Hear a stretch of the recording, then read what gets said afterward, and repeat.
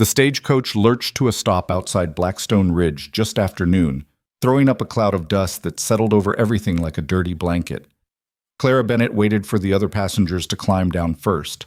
She always waited, gave people time to clear out, make room, avoid the awkward shuffling that happened when she tried to squeeze past normal-sized bodies in narrow spaces. She was 32 years old, broad-shouldered, heavy through the middle, with hands that had scrubbed too many floors, and a face that had stopped expecting kindness around age 14. When she finally stepped down onto the wooden platform, gripping the rail for balance, the town noticed. A woman outside the general store stopped mid-sentence, mouth half open. Two ranch hands loading supplies onto a wagon turned to stare. A little girl tugged her mother's sleeve and pointed before being shushed. Clara kept her eyes straight ahead and lifted her single suitcase from the back of the coach. She'd gotten good at pretending not to notice. 20 years of practice made you good at a lot of unpleasant things. The driver, a leathery man named Hastings, who'd barely spoken 3 words during the 8-hour journey, took her fare without looking at her directly. "You got people meeting you?" "No." "Place to stay?" "I'll figure it out." He grunted, pocketed the coins, and climbed back onto the driver's seat.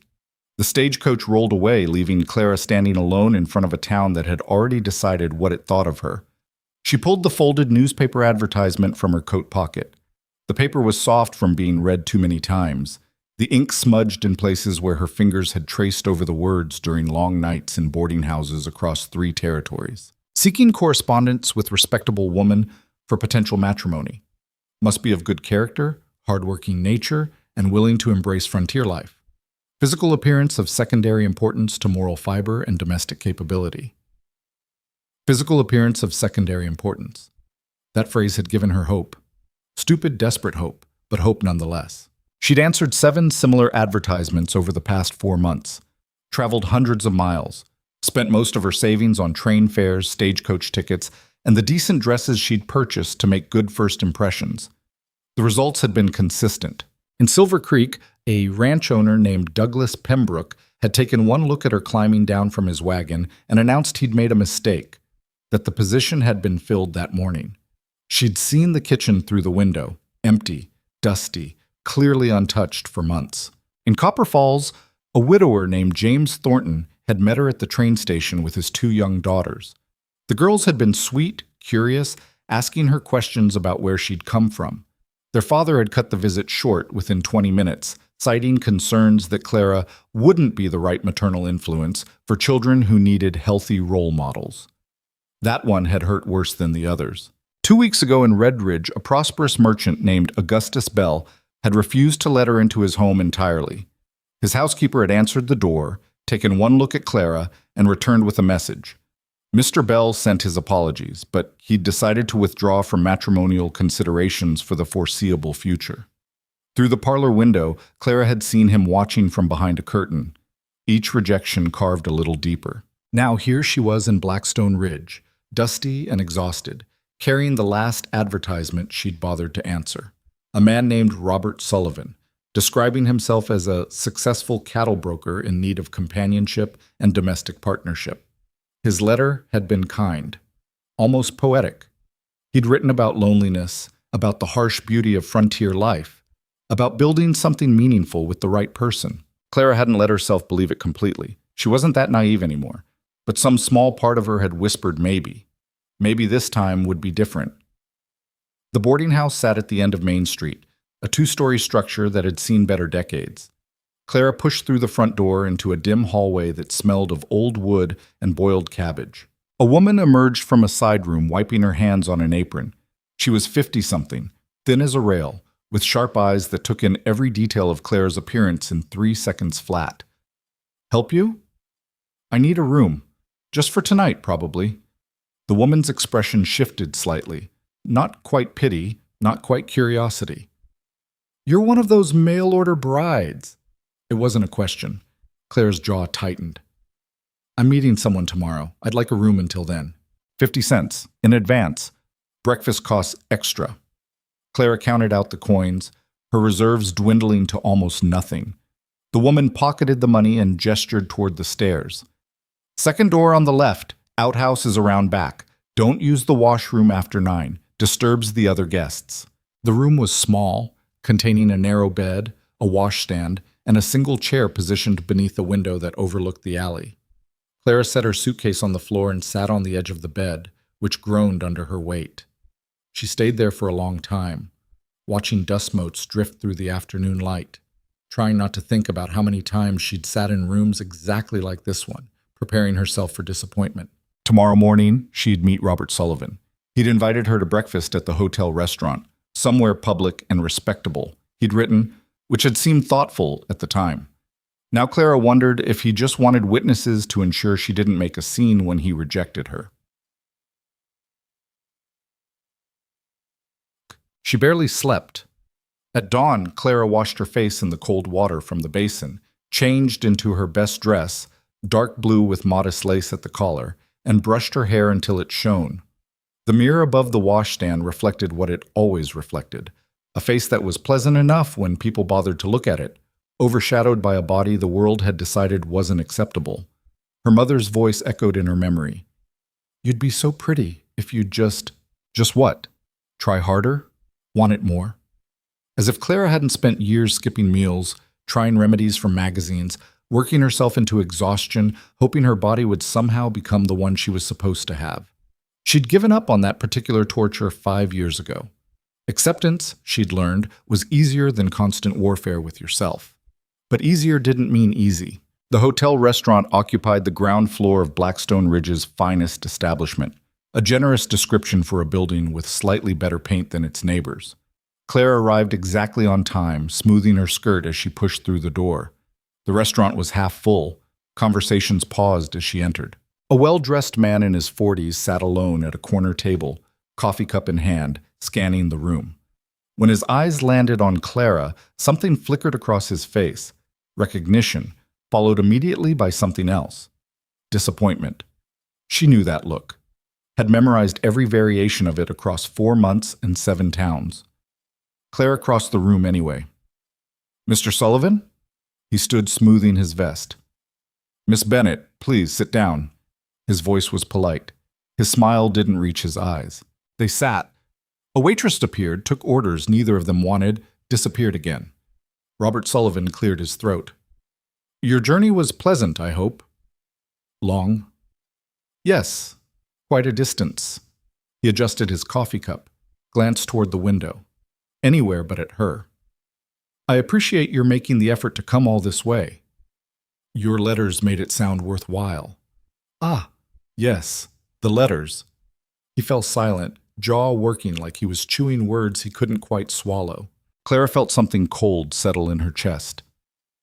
"You're going to tell me this was a mistake." "I wouldn't phrase it quite that way." "How would you phrase it?" His face colored. "Miss Bennett, I think there's been a fundamental misunderstanding between us. I was honest in my letters, about everything, including my appearance. Descriptions on paper can be misleading. I said I was a large woman. I was specific. Some things are difficult to convey accurately in writing." He was getting defensive now, voice rising slightly. "I had certain expectations about what? My character? My capabilities? Or just what I'd look like?" A woman at a nearby table was openly watching now. Robert noticed, and his expression hardened. "I don't appreciate being made to seem like the villain here," he said quietly. "I have every right to certain standards. And I have every right to honesty, which is what I gave you, which you apparently didn't give me. Miss Bennett, I think it's best if we end this conversation." Already ended, Clara stood, chair scraping against the floor. "Thank you for the clarification."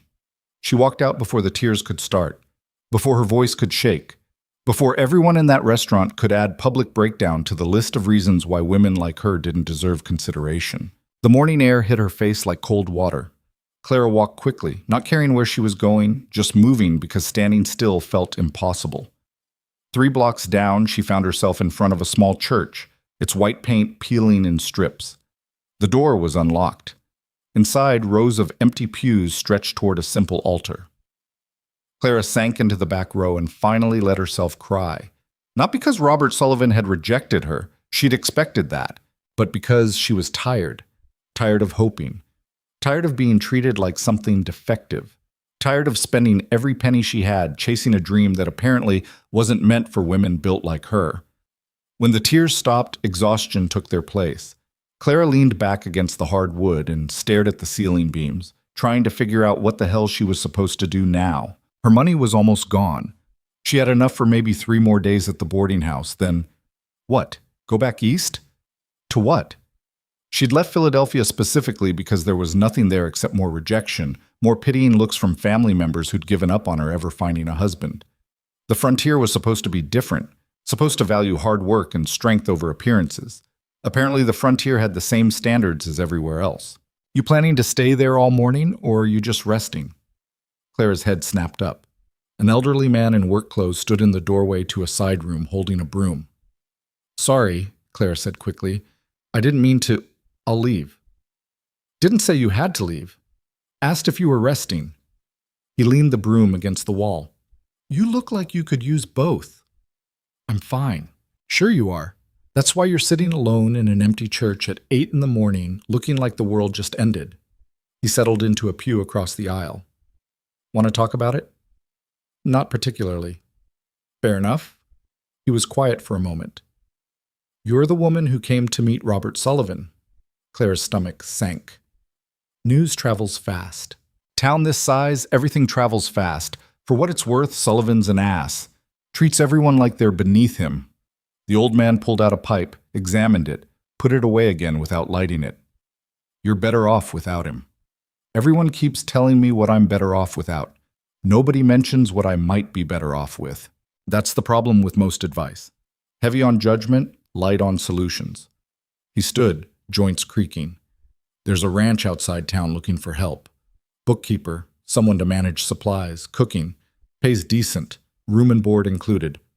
Clara looked at him properly for the first time. His face was weathered like old leather, but his eyes were kind. Why are you telling me this? Because you need work and they need help. Seems straightforward. Who's they? Man named Elias Turner. Runs Iron Creek Ranch about 6 miles west. His wife died 2 years back. Place has been falling apart ever since. Can't manage the books. Can't keep help. Stubborn as hell about asking for assistance. The old man headed back toward his broom. You want the job? Tell Sarah at the boarding house. She'll get word to him. I'm not. Clara stumbled over the words. Why would he hire me? He doesn't know anything about me. Maybe that's the point. Everyone in this town, he's known their whole lives. Sometimes you need fresh eyes. He picked up the broom again. Or maybe he'll take one look and send you packing like Sullivan did. But at least you'd have tried. Seems like you're good at that. Before Clara could respond, he disappeared into the side room. She sat there for another 10 minutes, turning the suggestion over in her mind. A ranch job. Manual labor, probably. Hard work in exchange for meals and a place to sleep. It wasn't what she'd come here looking for, but what she'd come here looking for clearly didn't exist. Hook. Sarah, the boarding house proprietor, looked surprised when Clara approached her that afternoon. You want me to contact Elias Turner? The church caretaker said he's looking for help. Old man Morrison talks too much. But Sarah didn't look displeased. Iron Creek's been struggling. Elias is too proud to admit it to most people, but word gets around. She studied Clara with those sharp eyes. It's hard work. He needs someone who can handle accounts, manage inventory, cook for ranch hands when they hire seasonal help. The place is remote. 6 miles from town, no neighbors close by. I can do all of that. You sure? Because if you quit after a week, you'll have wasted everyone's time. Clara met her gaze steadily. I'm sure. Something shifted in Sarah's expression, maybe respect, maybe just recognition that Clara wasn't going to back down. I'll send word. He'll probably come to town in a day or two to meet you. Thank you. Don't thank me yet. Elias Turner isn't exactly warm and welcoming. If he hires you, it'll be because you can do the job, not because he likes you. Good, Clara said. I'm tired of people pretending to like me anyway. 2 days later, Clara was sitting in the boarding house parlor attempting to read a 3-month-old newspaper when Sarah appeared in the doorway. He's here. Clara's stomach dropped. Now? Waiting in the front room. Go on. The front room was barely large enough for the 2 chairs and small table it contained. A man stood with his back to the door, looking out the window at the street. He was tall, lean in the way of people who worked constantly, with dark hair going gray at the temples. When he turned, Clara noticed the way he shifted his weight, favoring his left leg slightly, like walking caused pain he'd learned to hide. His face was weathered from sun and wind, with deep lines around his eyes. He looked like someone who'd been handsome once and didn't care anymore. "Miss Bennett?" His voice was quiet, gravelly. "I'm Elias Turner." "Mr. Turner." They stood there awkwardly for a moment. Clara waited for the familiar flicker of disappointment to cross his face, the slight recoil, the sudden search for excuses. It didn't come. Elias Turner looked at her the way you'd look at anyone, direct, assessing, neither impressed nor disappointed, just neutral. "Sarah said you're looking for work." "Yes." "You have experience with bookkeeping?" 5 years managing accounts for a textile factory in Philadelphia. I can provide references if... Don't need references. Can you cook? Yes. How are you with horses? I can handle them. I'm not afraid of large animals. He almost smiled at that. Almost. You know what ranch work is like? I've read about it. Reading about it and doing it are different things. I imagine so. But I need work, and apparently you need help. We can either spend the afternoon listing reasons why this might not work out, or we can try it and see what happens. Now he did smile, brief, barely there, but genuine. Fair point. The job pays $20 a month plus room and board. You'd have your own space in the house, separate from where I sleep. Work starts at dawn, ends when it's done. Some days that's noon, some days that's midnight. You're free to leave whenever you want, but I'd appreciate notice so I can find replacement help. That seems reasonable. There's ranch hands who come through seasonal, cattle drives, fence repairs, that sort of thing. You'd be cooking for them when they're around. Otherwise, it's just the two of us most of the time. Clara waited for the warning that usually came next, some variation of people will talk, or you understand this is strictly professional. Elias just looked tired. It's isolated out there. Some people can't handle it. Get lonely, get scared, realize frontier life isn't what they imagined. If that happens, I'll pay for your trip back to town. No questions asked. I won't quit. Everyone says that. I mean it. He studied her for a long moment, and Clara had the uncomfortable sense that he was seeing past all the usual surfaces, looking at something deeper. Finally, he nodded. All right, I'll come by tomorrow morning at 7. Bring whatever you need.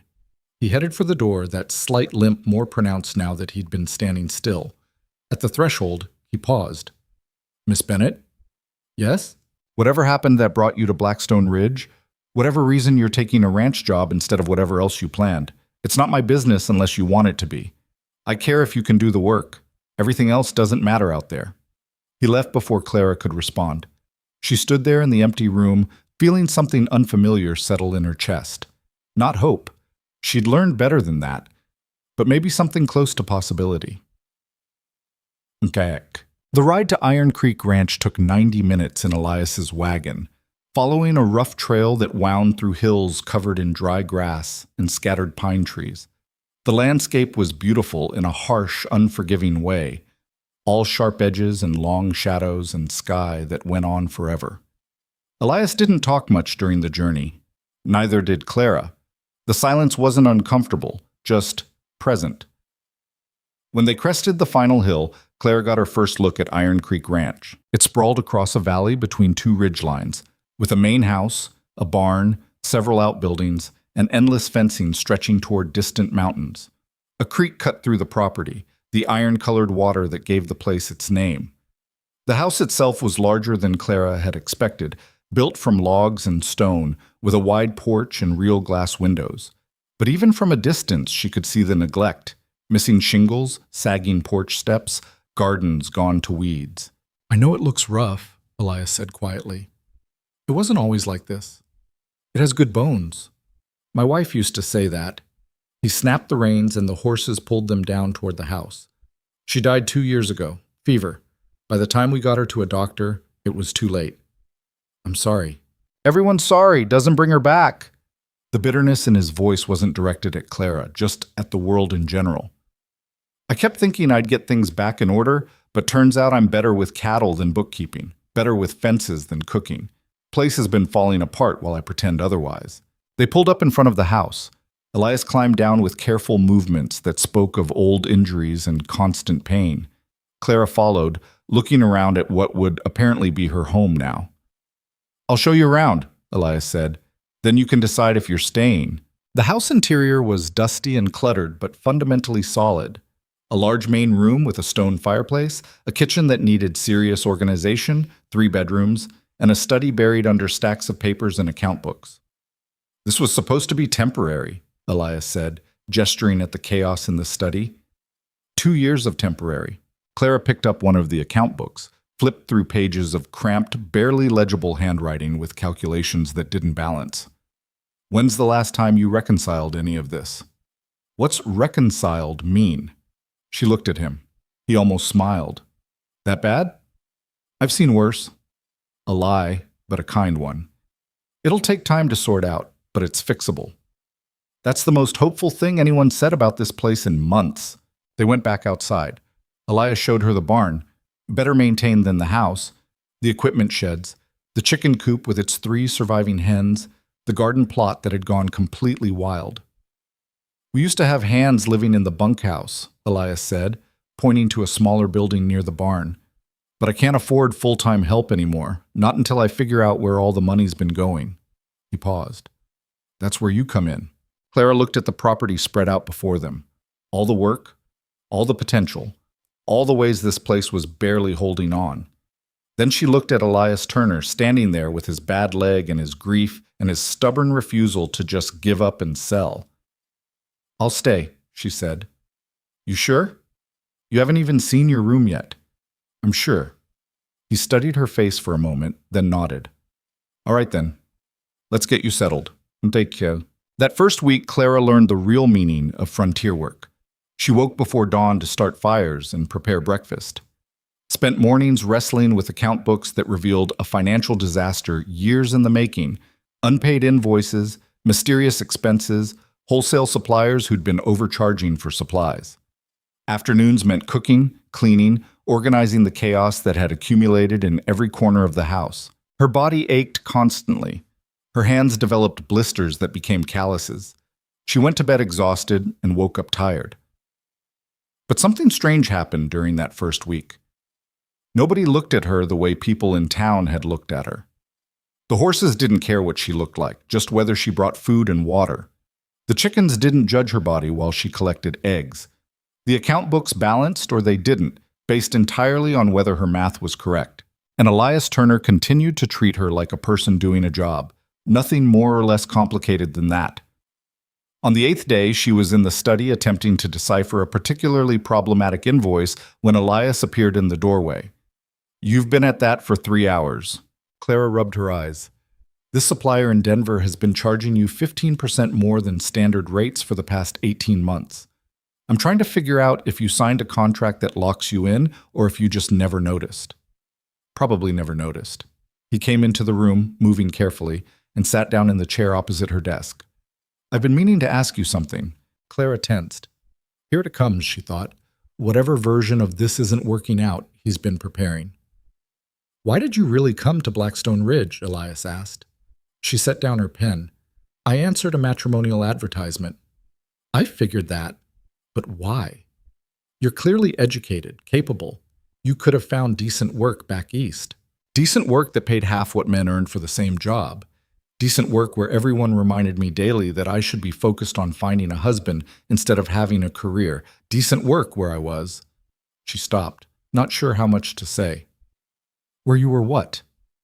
"Reminded that I wasn't the right kind of woman to have options." Elias was quiet for a moment. Then he said, "The accident that wrecked my leg happened 4 years ago. Horse spooked during a storm. Threw me into a ravine. Took 6 men to get me out.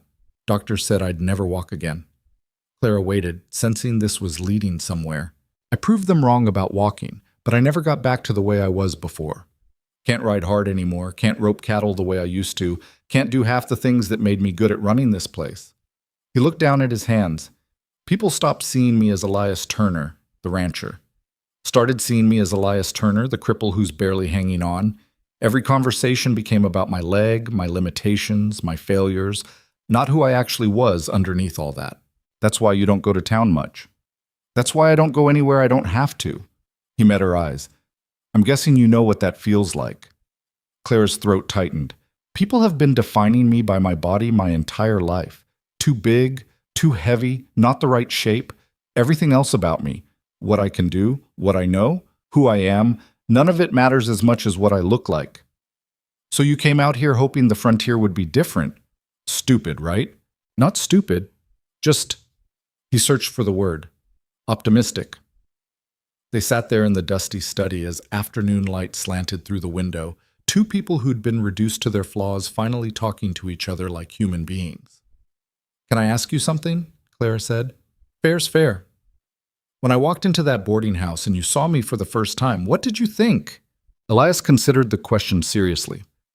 I thought you looked tired and angry and like you'd been traveling a long time expecting disappointment. That's all? What else should I have thought? Clara felt something crack open in her chest, some hard, protective shell she'd been carrying for so long she'd forgotten it was there. Nothing, she said quietly. That's exactly what you should have thought. Elias stood, wincing as his bad leg protested. Supper at 6? I'm making pot roast. Looking forward to it. He left her alone with the account books and the afternoon light and the strange, fragile hope that maybe, just maybe, she'd found something real out here in the middle of nowhere. Cheek. 3 weeks passed. The ranch accounts slowly began making sense under Clara's careful attention.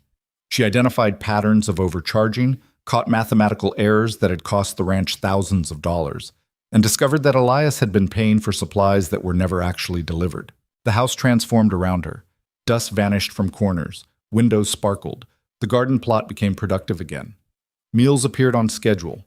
Real meals, not the bachelor fare Elias had been surviving on. I forgot what fresh bread tasted like, Elias said one evening over dinner. You forgot what food that wasn't burned or half raw tasted like, Clara corrected. That too. They'd fallen into an easy routine.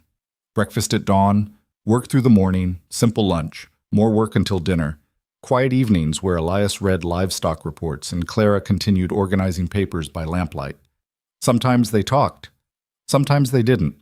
The silence between them had become comfortable, but the outside world hadn't forgotten about them. One afternoon, a wagon appeared on the road from town. Clara watched from the kitchen window as 3 women climbed down, Sarah from the boarding house, plus 2 others Clara didn't recognize. Social call, Elias muttered, coming to stand beside her. Wonderful. The women knocked. Clara answered. Miss Bennett, Sarah said with forced cheerfulness, we thought we'd come see how you're settling in. I'm fine, thank you. We brought preserves. One of the other women held up a basket. And some news from town. They stood there awkwardly until Clara realized they expected to be invited inside. Please, come in. The women settled in the main room, eyes darting everywhere, cataloging details to report later. Clara served coffee she'd just made, trying not to feel like an animal on display. The house looks wonderful, Sarah said. You've done remarkable work. Thank you.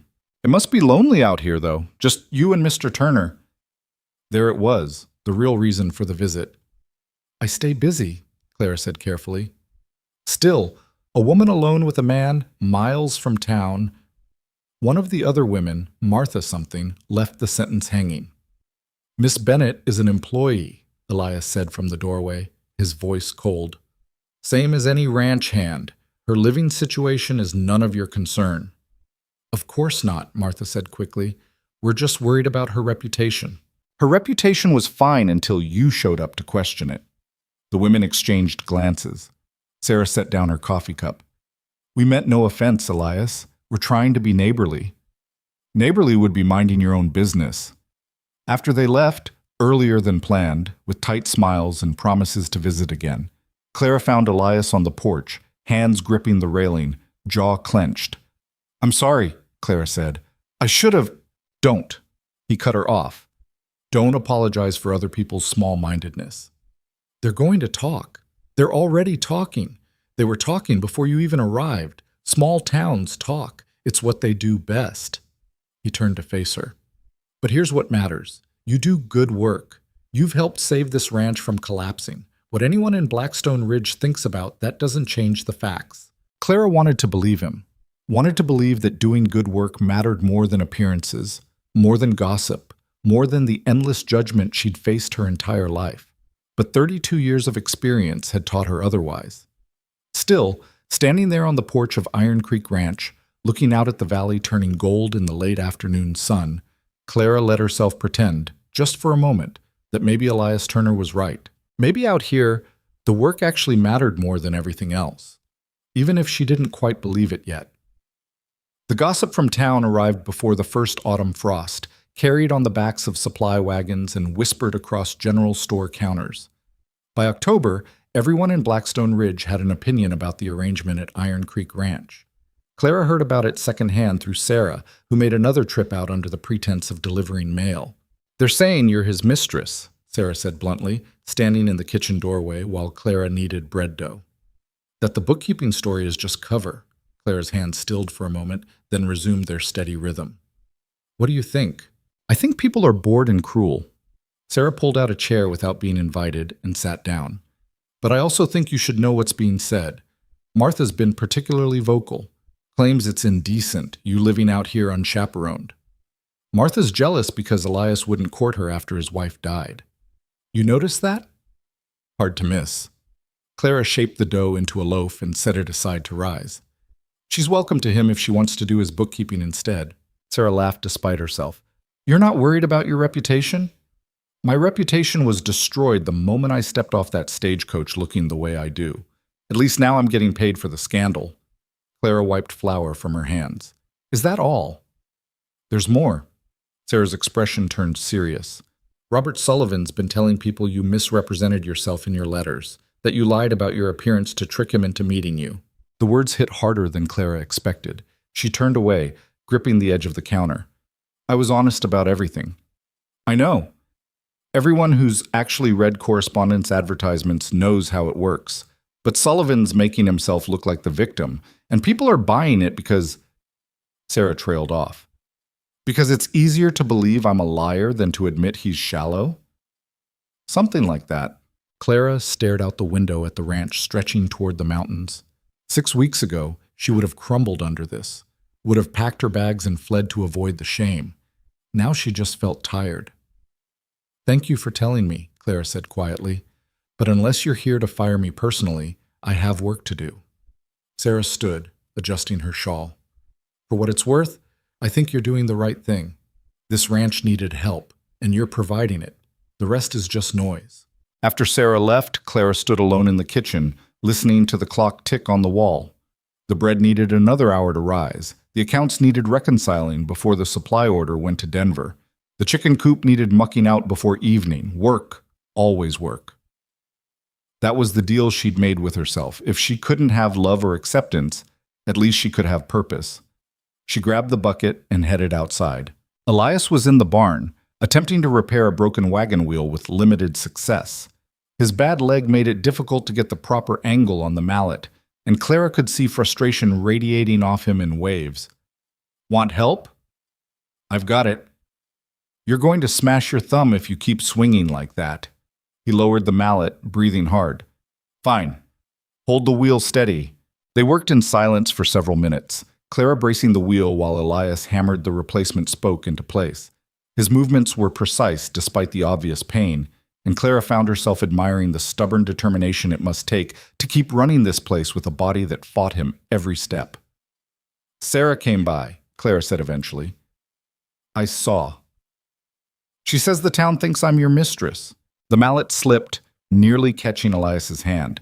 He swore creatively and set the tool down. "That's what they're saying?" "Among other things. Apparently Robert Sullivan is telling everyone I'm a liar who deceived him." Elias's jaw tightened. "Sullivan's a coward who can't admit he judged you for your appearance instead of your character. Doesn't matter what he is, matters what people believe." "You care what they believe?" Clara considered the question honestly. "I care that it might affect you. Your business dealings, your reputation in town." "My reputation in town is already shot. Crippled rancher barely keeping his property afloat. That's been the story for 2 years. He picked up the mallet again, tested the spoke, found it solid. If they want to add keeping a mistress to the list, they're welcome to it. Won't change the fact that this ranch runs better now than it has since my wife died. You're not worried? About what? Gossip? He laughed without humor. Clara, I stopped caring what people thought the day I realized no one in Blackstone Ridge would look at me the same way after my accident. You think I want their approval? Their respect? I want to keep my land and live my life without interference. Everything else is just noise. It was the most he'd said about his own feelings since she'd arrived. Clara studied his face, seeing past the weathered exterior to the anger and pain underneath. What happened after your accident? She asked. Besides the physical damage. Elias set down the mallet and leaned against the barn wall, taking weight off his bad leg.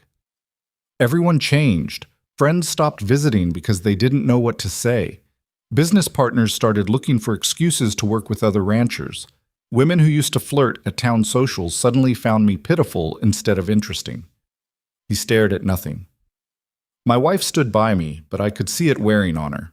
The worry, the extra work, the isolation. When she died, part of me wondered if the stress had weakened her, made her more susceptible to the fever. I know it's not rational, doesn't stop me from thinking it. He met her eyes. Point is, I understand what it's like when the world decides you're defective, when everything about you gets filtered through that one flaw they can't look past. So whatever people in town are saying about you, about us, I don't care. You do good work. You've earned your place here. That's all that matters. Clara felt something shift in her chest. Not attraction exactly, though Elias Turner was still a handsome man despite the gray hair and the limp and the permanent exhaustion in his eyes. But recognition. The understanding that came from meeting someone who'd traveled the same hard roads you had. Thank you, she said quietly. For what? For treating me like a person instead of a problem. Elias studied her for a long moment. Then he said, Same to you. They went back to work. The days grew shorter as autumn deepened into something colder. Clara had been at Iron Creek Ranch for 2 months when the first real problem arrived. His name was Victor Hale, and he owned half the county. Clara was working in the study when she heard horses approaching. Through the window, she watched a fancy carriage pull up, drawn by matched black horses that probably cost more than everything on Iron Creek Ranch combined. A man climbed down, mid-50s, expensively dressed, carrying himself with the casual arrogance of someone who'd never been told no in his life. 2 ranch hands accompanied him, big men who looked more like hired muscle than actual cowboys. Elias appeared from the barn, wiping grease from his hands. His expression went cold the moment he recognized the visitor. Hale. Turner. Victor Hale looked around the property with barely concealed disdain. Place is looking a bit rough. It's a working ranch, not a showpiece. Could have fooled me. Hale's eyes landed on the sagging porch steps, the peeling paint, the general wear that Clara hadn't been able to address yet. Heard you hired help. Bookkeeper? That's right. Must be desperate if you're paying for services you can't afford. My finances aren't your concern. They are when you owe money to half the suppliers in Denver. Hale pulled a cigar from his pocket, took his time lighting it. Word travels, Turner. People know you're struggling. Clara watched from the window, her stomach knotting. This wasn't a social visit. What do you want? Elias asked flatly. I want to make you an offer. Fair price for the property considering its condition. Enough to clear your debts and set you up somewhere smaller, less demanding. Iron Creek isn't for sale. Everything's for sale at the right price. Not this. Not to you. Hale's expression hardened. You're making a mistake. This ranch is bleeding money. You can't keep up with the work, can't afford proper help, can't compete with larger operations. Sooner or later you'll lose it anyway, probably to the bank when you can't make payments. I'm offering you a way out with dignity. Your definition of dignity and mine don't align. Think about it, Turner. Really think. How long can you keep this up? Another year, 2, and then what? Hale gestured at the property. This place was your wife's dream, not yours. She's gone. Time to let go. Elias's hands clenched into fists. For a moment, Clara thought he might actually hit the older man. Instead, he said quietly, Get off my land. I'm trying to help. Now. The 2 ranch hands shifted, sensing the threat, but Hale waved them off. Fine. But the offer stands. When you're ready to be reasonable, you know where to find me. He climbed back into his carriage with the careful movements of someone who'd never done physical labor in his life. The vehicle rolled away, leaving dust and tension in its wake. Clara waited until they were out of sight before stepping outside. Elias stood motionless in the yard, staring at nothing. "How long has he been circling?" Clara asked. "Since before Rachel died. Made his first offer 6 months after my accident, figured I'd be ready to give up." Elias's voice was hollow. "When Rachel got sick, he actually sent flowers to her sickbed along with purchase documents. Said he wanted to spare me the burden of maintaining the property while dealing with grief. That's vile. That's business. At least by his standards." Elias finally looked at her. "He's not wrong about the finances. I am bleeding money. Have been for years." "I know. I've been going through the accounts." "And?" Clara chose her words carefully. "You're not bleeding money because of bad luck or mismanagement. You're bleeding money because someone's been systematically overcharging you, shorting deliveries, and creating financial pressure." Elias went very still. "What?" "Come look." She led him inside to the study, where she'd spent the past 2 weeks reconstructing financial records dating back 5 years. Ledgers and invoices covered every available surface, organized into patterns that had taken her weeks to identify. "See this?" Clara pointed to a series of entries from a Denver supplier. 3 years ago, you were paying $12 per hundredweight for feed, standard rate for the region. Then over the next 18 months, the price crept up. $13, $14, $15. By last year, you were paying $18 for the same product, a 50% increase. Prices rise. Not like this. I checked with other ranchers through supply wagon drivers. Everyone else in the valley is still paying $12 to $13. She pulled out another ledger. Same pattern with lumber, hardware, medical supplies for livestock. Everything you order from Denver is significantly overpriced compared to what your neighbors pay. Elias studied the numbers, his expression darkening. "Who's the supplier?" "Hale and Associates Trading Company." The silence stretched long enough that Clara heard the clock chiming in the next room. "He's been sabotaging me," Elias said finally. "Not just sabotaging, creating financial pressure so you'd be desperate enough to sell. Look at this." She showed him another document. 2 years ago, right after your wife died, you suddenly stopped receiving quarterly rebates that every other customer gets. The money just disappeared from your account. But Hale's company kept billing you as if the rebates never existed. How much? Clara had dreaded this question. Over the past 3 years, between overcharges, missing rebates, and phantom fees, roughly $8,000. Elias sat down heavily, all the air going out of him. 8,000. That's a conservative estimate, could be more. $8,000. He laughed bitterly. That's more than this ranch makes in a good year. That's the difference between barely surviving and actually thriving. Yes. Can we prove it? Clara hesitated. Prove that he overcharged you? Yes.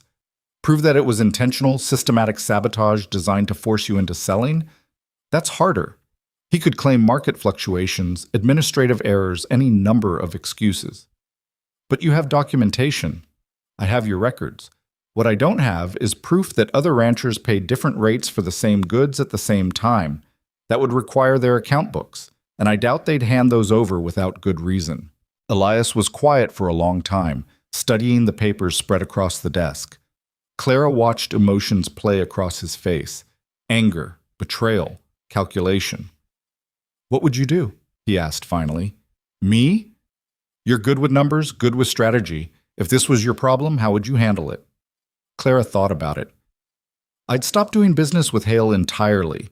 Find new suppliers, even if it means paying slightly more up front. Cut off his access to your accounts. That's defensive. What about offensive? You want revenge? I want justice. There's a difference. Clara looked at the evidence she'd carefully compiled, thinking about what it represented. Years of deliberate cruelty masked as business. A powerful man using his position to crush someone weaker, all for the sake of acquiring land he didn't need. We'd need more evidence, she said slowly. Other ranchers who've been targeted. A pattern of behavior that shows this isn't isolated to you. And we'd need someone in town willing to listen, which might be difficult if Hale has the kind of influence I think he does. He's on the town council, Has been for 15 years. Then we'd need to go over his head. Denver, maybe. File complaints with territorial authorities, get legal documentation, make enough noise that local politics can't suppress it. That takes time and money. It does. Elias stood, grimacing as his bad leg protested. He limped to the window, staring out at the ranch he'd nearly lost. When I had my accident, I thought that was the worst thing that could happen. Losing the use of my leg, losing my identity as the man I'd always been. Then Rachel died, and I thought that was the worst. Turned out I was wrong both times. The worst thing was realizing someone I'd done business with for years had been actively trying to destroy me, and I'd been too damaged and distracted to even notice. You were surviving. That took all your energy. Maybe. Or maybe I was just easier to manipulate than I want to admit. He turned back to face her. If we do this, if we go after Hale, it's going to get ugly. He has resources, connections, lawyers. We have account books and righteous anger. Those aren't even odds. Since when does David need even odds against Goliath? Elias almost smiled. You really want to fight this battle? I've spent my entire life watching powerful people crush weaker ones because they could. Someone needs to push back. Clara met his eyes steadily. Besides, you gave me a chance when no one else would. Seems fair to return the favor. This isn't just about returning favors. If we lose, you lose your job. Your reputation, such as it is. Hale's the kind of man who destroys enemies completely. Then we'd better not lose. They stood there in the cluttered study, surrounded by evidence of years of systematic theft, making the kind of decision that separated people who survived from people who fought back. All right, Elias said finally. We do this carefully, quietly. We gather every piece of evidence we can find, we document everything, and we don't move until we're absolutely certain we can win. Agreed. And Clara? Yes? Thank you. For seeing what I couldn't see. For caring enough to look. She wanted to say it was just part of the job. Just good bookkeeping, nothing personal. But that would have been a lie. You're welcome, she said instead. The next 6 weeks were a careful dance of investigation and preparation. Clara worked through the nights, cross-referencing every transaction, building timelines, creating documentation so thorough that even the most skeptical authority would have to acknowledge the pattern. Elias, meanwhile, started making quiet inquiries around the valley. He visited other ranchers, carefully, casually, just neighborly conversations that happened to touch on supply costs and business dealings. Most were reluctant to talk. Hale's reach extended far, and people remembered what happened to those who opposed him. But a few talked. An elderly cattle rancher named Dutch Morrison admitted he'd lost his property 5 years ago after similar financial pressures forced him into debt. He'd sold to Hale for a fraction of the land's value, and now lived in a small house in town, too bitter to even visit the ranch he'd built from nothing. A widow named Catherine Walsh revealed that her late husband had complained about rising costs from Hale's company right before his heart gave out. She'd always wondered if the stress contributed to his death. A young rancher named Tom Fletcher was currently facing the same pressures Elias had experienced. Unexplained fees, rising costs, financial strain that didn't match what his neighbors reported. A pattern emerged. Always the same company, always the same gradual increase in pressure, always ending with Hale making a generous offer to buy the property.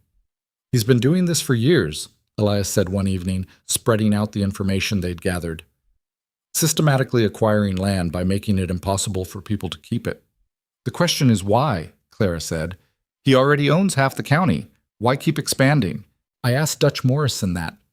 He said there's rumors about a railroad spur coming through the valley within 5 years.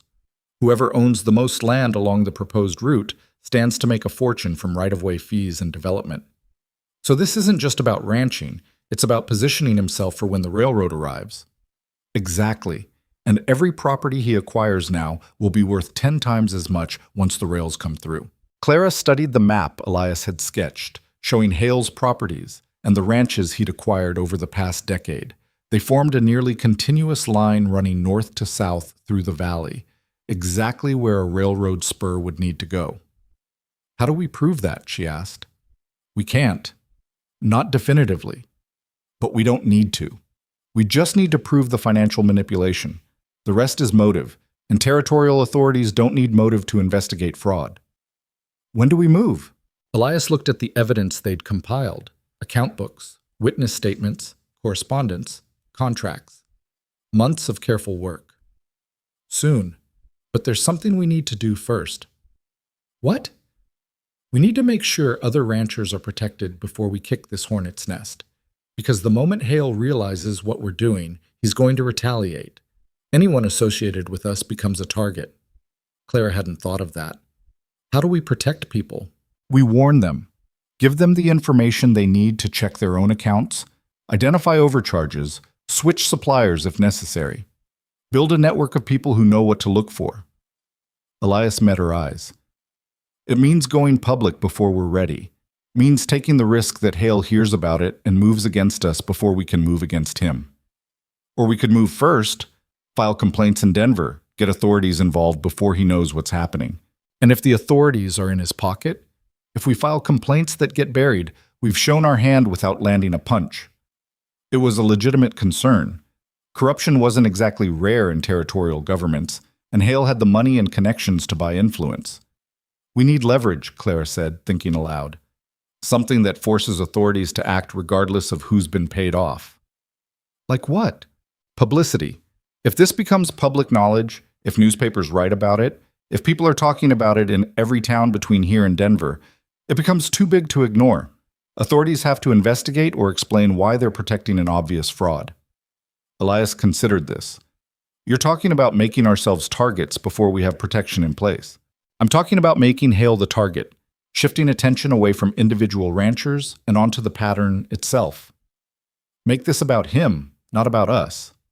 That's dangerous. Everything about this is dangerous. At least this way we control the narrative. They argued about strategy for another hour, weighing risks and benefits, trying to find an approach that didn't leave them completely exposed.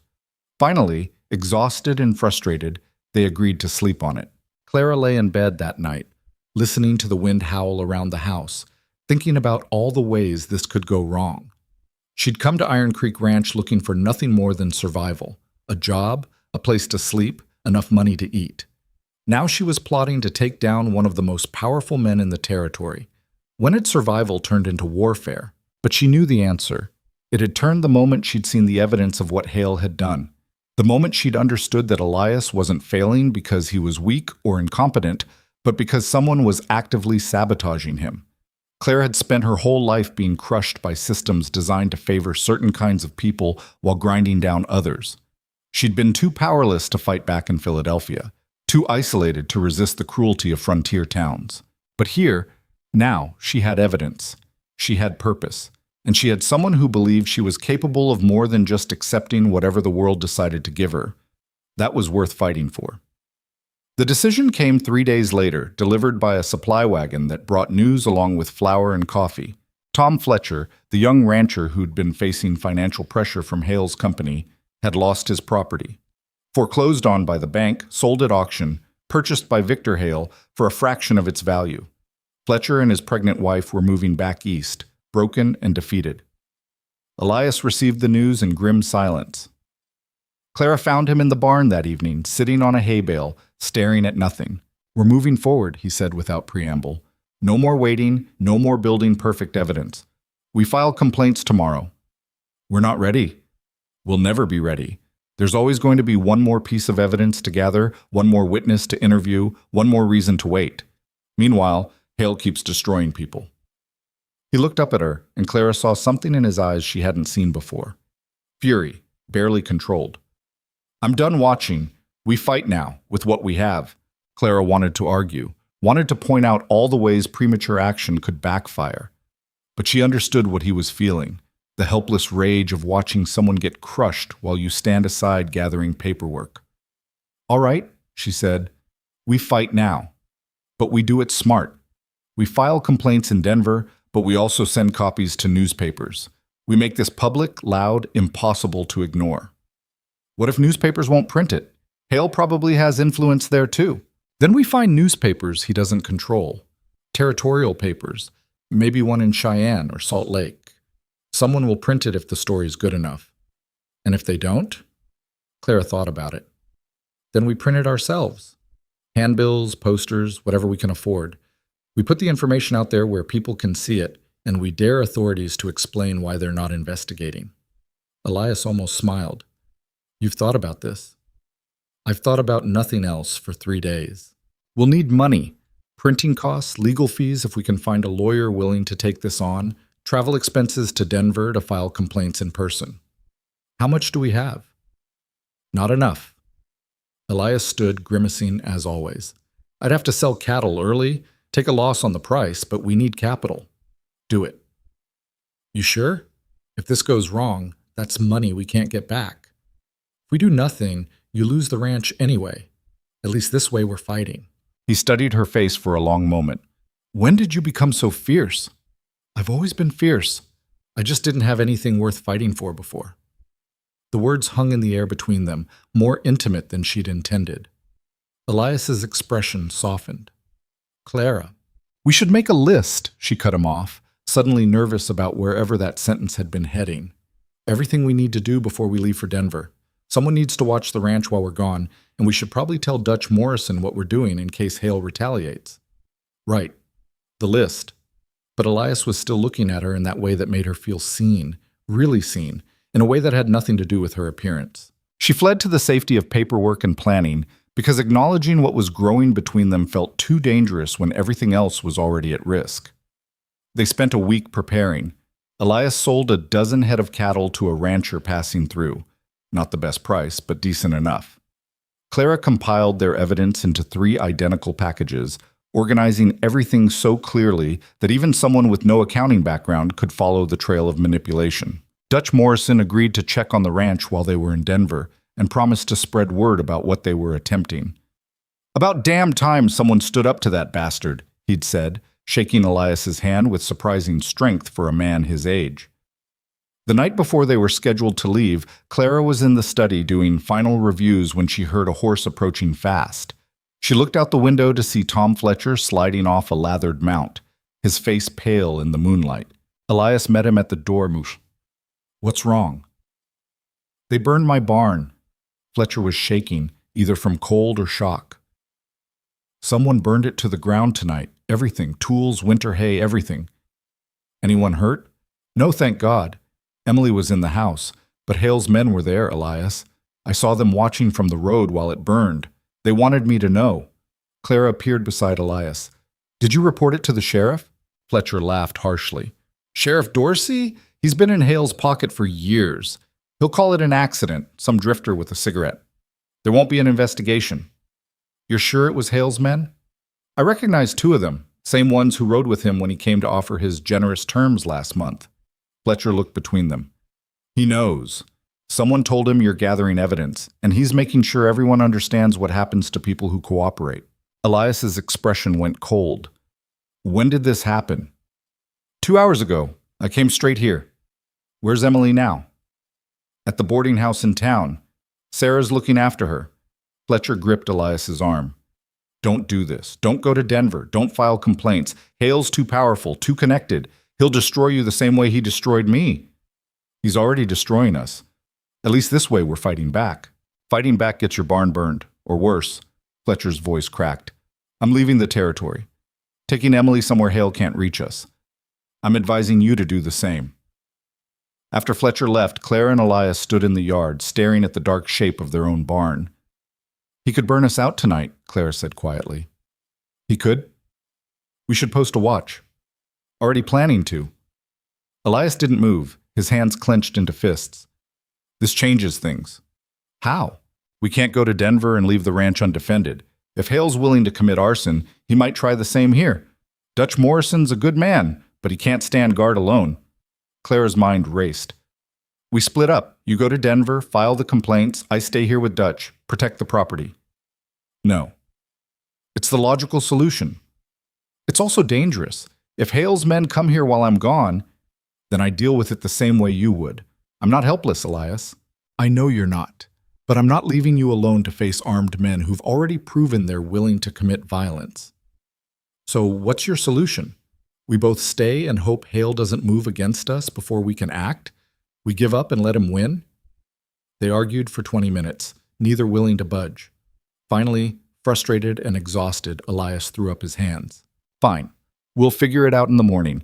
Right now, we take shifts watching the barn. You sleep first. I'll wake you in 4 hours. Clara wanted to argue. She was less tired than he was. His leg needed rest, but recognized the stubborn set of his jaw. 4 hours. Not 5. Not 6. 4. Deal. She went inside, but sleep was impossible.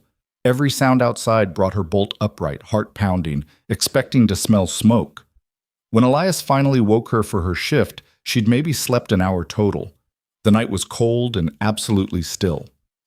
Clara sat on the porch wrapped in a blanket, rifle across her lap, watching darkness gradually give way to gray dawn. Nothing moved except an owl hunting in the distance. She was still there when Elias emerged at sunrise, looking like he'd slept as poorly as she had. Anything? Nothing. Either he's not coming or he's waiting. Waiting's worse. Everything about this is worse. Clara stood, joints protesting. We need to decide, today. Elias looked out at his ranch, his land, his livelihood, his dead wife's dream. I'm going to Denver, but you're coming with me. The ranch, but gets locked up tight. We take the horses and anything valuable that can be moved. We leave nothing Hale wants badly enough to burn the place down for. That's running. That's strategy. We fight Hale in Denver with lawyers and authorities, not here with guns and arson. We're ranchers, not soldiers. Speak for yourself. But Clara understood his point. When do we leave? 2 hours. Pack what you need for a week, maybe more. We're not coming back until this is done, one way or another. They spent the frantic hours preparing, loading documents into saddlebags, securing the house, turning the cattle loose to forage. They'd either be there when Elias returned or they wouldn't. Moving the horses to Dutch Morrison's property where he could watch them. By the time the sun cleared the eastern ridge, they were mounted and ready, Denver-bound with 3 copies of evidence and not nearly enough confidence. As they rode past the Iron Creek boundary marker, Clara looked back at the ranch disappearing into the valley behind them. It had been her home for less than 4 months, but it felt like more. It felt like the first place she'd ever belonged. We'll come back, Elias said, following her gaze. We'll make this right, and we'll come back. Clara didn't answer. She'd learned a long time ago that some promises couldn't be kept, no matter how much you meant them. But she let herself hope anyway. They rode toward Denver, toward confrontation, toward whatever came next. 2 people the world had underestimated, finally done accepting their assigned roles.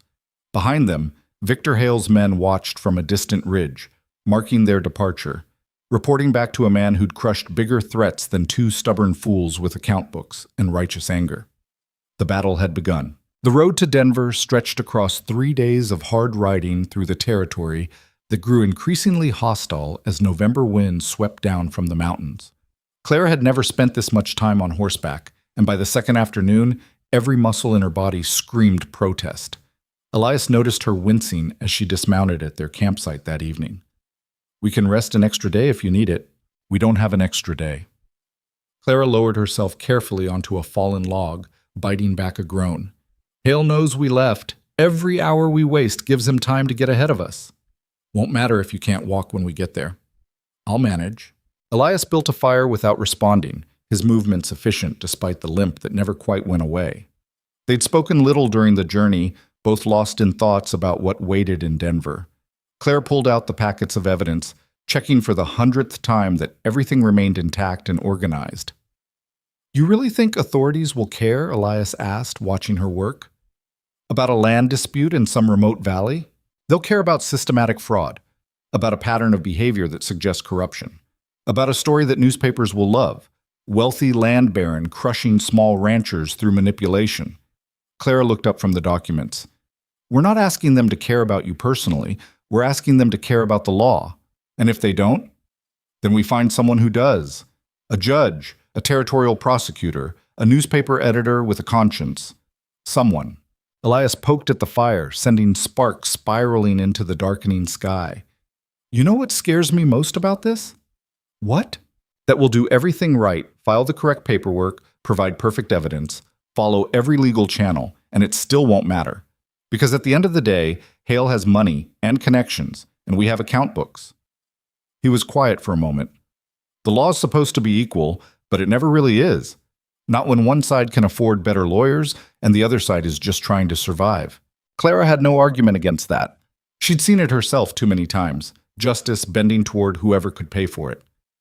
So what do you want to do? Turn back? No. The word came out hard, definite. I want to fight anyway, even knowing we might lose. Because the alternative is giving up, and I'm done with that.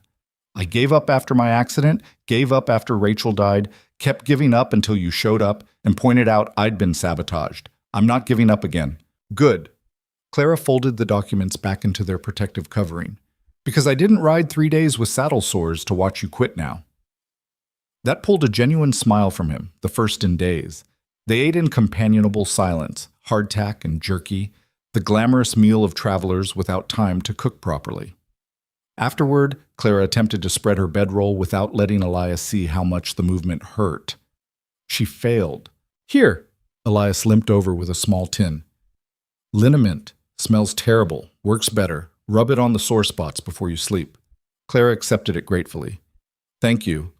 Thank me by being able to ride tomorrow. He returned to his own bedroll on the opposite side of the fire, maintaining the careful distance they'd kept since leaving the ranch. That distance felt heavier now, loaded with things neither of them was quite ready to acknowledge. Clara lay awake long after Elias's breathing deepened into sleep, staring at stars that seemed impossibly bright out here, away from any town lights. She thought about Iron Creek Ranch sitting empty, about Tom Fletcher's burned barn, about all the ways this could end badly. But she also thought about Elias asking her who she was underneath all the pain, about being seen as something more than just her body for the first time in years, about having purpose that extended beyond simple survival. Whatever happened in Denver, that was worth the risk. They reached the city late on the third day, emerging from wilderness into a sprawl of buildings and noise that made Clara's head spin after months in the quiet valley. Denver had grown since she'd passed through heading west. More streets, more construction, more people shoving past each other with the frantic energy of a place trying to become something bigger than it was. Elias led them to a modest boarding house on the edge of the business district, the kind of place that asked no questions as long as you paid up front. The proprietor, a weathered woman named Mrs. Chen, showed them to separate rooms on different floors with the efficiency of someone who'd seen every possible arrangement and stopped judging years ago. "How long?" she asked. "Week, maybe more," Elias said, counting out coins. "Depends how business goes." "What kind of business?" "The legal kind." Mrs. Chen pocketed the money without further inquiry. "Breakfast included. Hot water costs extra. No fighting, no stealing, no setting fires. Break the rules? You're out." After she left, Clara and Elias stood awkwardly in the narrow hallway between their rooms. The plan had been to find lodging, rest, and start fresh in the morning. But now that they were here, exhaustion competed with nervous energy. "We should eat," Elias said. "Then get some actual sleep. Tomorrow's going to be long." They found a restaurant 2 blocks away. Nothing fancy, but clean and busy enough to suggest decent food. Over plates of stew and bread, they reviewed their strategy for the next day. "Territorial prosecutor's office first," Clara said, keeping her voice low despite the noise around them. "We file formal complaints, provide documentation, request investigation into Hale and Associates Trading Company. What if they refuse to see us? Then we camp in their waiting room until they do. But they'll see us. We have evidence of fraud affecting multiple properties. That's not something they can just ignore." "You have more faith in bureaucracy than I do." "I have faith in creating problems that are harder to dismiss than to address. If we're loud enough, persistent enough, documented enough, ignoring us becomes more work than investigating." Elias studied her across the table. "Where'd you learn to think like this?" "Philadelphia. I worked in a factory where the owners were stealing from their workers, shorting wages, charging for equipment that should have been provided, taking cuts from piece rate work. The workers tried complaining directly, got nowhere. So I helped organize documentation, filed complaints with city authorities, made enough noise that newspapers got interested. The owners settled within 3 months rather than face public scrutiny." "What happened to you?" "I got fired." Clara smiled without humor. "Turns out being right doesn't protect you from retaliation. But the workers got their back pay, and the owners couldn't pull the same scheme again. That felt like winning, even if I personally lost." "Is that why you left Philadelphia?" "Part of it." The main reason was that after I got fired, no other factory would hire me. Word spread that I was a troublemaker. And my family, she stopped, old pain surfacing. They thought I'd brought shame on them, making a scene, involving authorities, acting unladylike. Better to stay quiet and accept mistreatment than fight back and prove you're difficult. Difficult women change the world. Clara met his eyes across the table, saw the genuine respect there, and felt something shift in her chest. Difficult women also end up alone in frontier towns answering matrimonial advertisements from strangers. Maybe that's not the worst place to end up. The words hung between them, heavier than they should have been. Clara looked away first, suddenly aware of the intimacy of sitting across from Elias in lamplight, sharing stories they'd never quite gotten around to telling before. "We should get back," she said. "Early start tomorrow." They walked through Denver's evening streets in silence, the city still bustling around them even as darkness settled. At the boarding house, they paused at the landing where the stairs split toward their separate floors. "Clara," Elias said quietly. "Yes?" He hesitated, seeming to wrestle with words. Finally, "I'm glad you're here. Not just for the evidence and the strategy, for everything." "I'm glad too." It wasn't enough. Didn't capture the complexity of what she felt standing there, looking at a man who'd somehow become more than just her employer. But it was true, and that seemed important. They separated to their rooms. Clara lay in an unfamiliar bed, listening to city sounds filter through thin walls, wondering when exactly she'd started thinking of Elias Turner as someone she couldn't imagine being without. Morning came too early. Clara dressed in her most respectable outfit, the dark blue dress she'd worn to meet Robert Sullivan a lifetime ago, and attempted to make herself look like someone authorities would take seriously. The mirror reflected her usual reality, a large woman in a decent dress. Nothing remarkable except the determination in her eyes. It would have to be enough. The territorial prosecutor's office occupied the second floor of a government building near the center of Denver. Clara and Elias climbed the stairs to find a waiting room already half full of people nursing various legal grievances. A clerk sat behind a desk, mechanically recording names without looking up. "Here to file a complaint," Elias said. "Nature of complaint?" "Systematic fraud and land manipulation." That got the clerk's attention. He looked up, taking in Elias's rough frontier clothing and Clara's determined expression. "Against whom?" "Victor Hale of Hale and Associates Trading Company." The room went quiet. Several people turned to stare. The clerk's expression shifted from bored to wary. "That's a serious accusation. We have serious evidence." Clara placed one of their document packets on the desk. Account records dating back 5 years. Witness statements. Correspondence proving a pattern of fraudulent overcharging designed to force ranchers into financial distress. The clerk didn't touch the documents. "Mr. Hale is a respected businessman." "Mr. Hale is a criminal," Elias cut in, "and we have proof. Now, are you going to take our complaint, or do we need to explain to a judge why the prosecutor's office refused to review evidence of territorial fraud?" The threat landed. The clerk's jaw tightened, but he pulled out a form. Names. They spent 20 minutes providing information while the clerk wrote with painful slowness. Finally, he collected their documents, one packet for the prosecutor, one for the clerk's records, and told them to expect a response within 3 to 5 business days. 3 to 5 days, Claire repeated. "People are losing their property while you process paperwork. That's how the system works, ma'am." "Then the system needs to work faster." The clerk's expression suggested he'd heard this criticism before and cared very little. "You'll be notified when the prosecutor reviews your complaint. Good day." Outside, Elias kicked at a loose stone in frustration. 3 to 5 days. Hale could burn down half the valley in that time. "So we don't wait." Clara was already walking toward their next destination. "We hit the newspapers." Denver had 3 major papers and several smaller publications. They started with the largest, the Rocky Mountain Herald, housed in a 3-story building that smelled of ink and ambition. The city desk editor was a harried man named Patterson, who listened to their pitch with visible skepticism. "Victor Hale. The Victor Hale who advertises in our paper monthly?" Patterson set down his pen. "You're asking me to run a story accusing one of our largest advertisers of fraud." "We're asking you to report facts," Clara said. We have documentation. I don't care if you have a signed confession. Running this story means Hale pulls his advertising, maybe sues us for libel, definitely makes our lives difficult. Why would I take that risk for two people I've never met making wild accusations? Because it's news. Because it's true. Because your job is supposed to be reporting what's happening, not protecting powerful people from consequences. Patterson laughed without humor. Lady, I don't know what fairy tale version of journalism you believe in, but in the real world, newspapers are businesses. We need advertising revenue to operate. Hale represents significant revenue.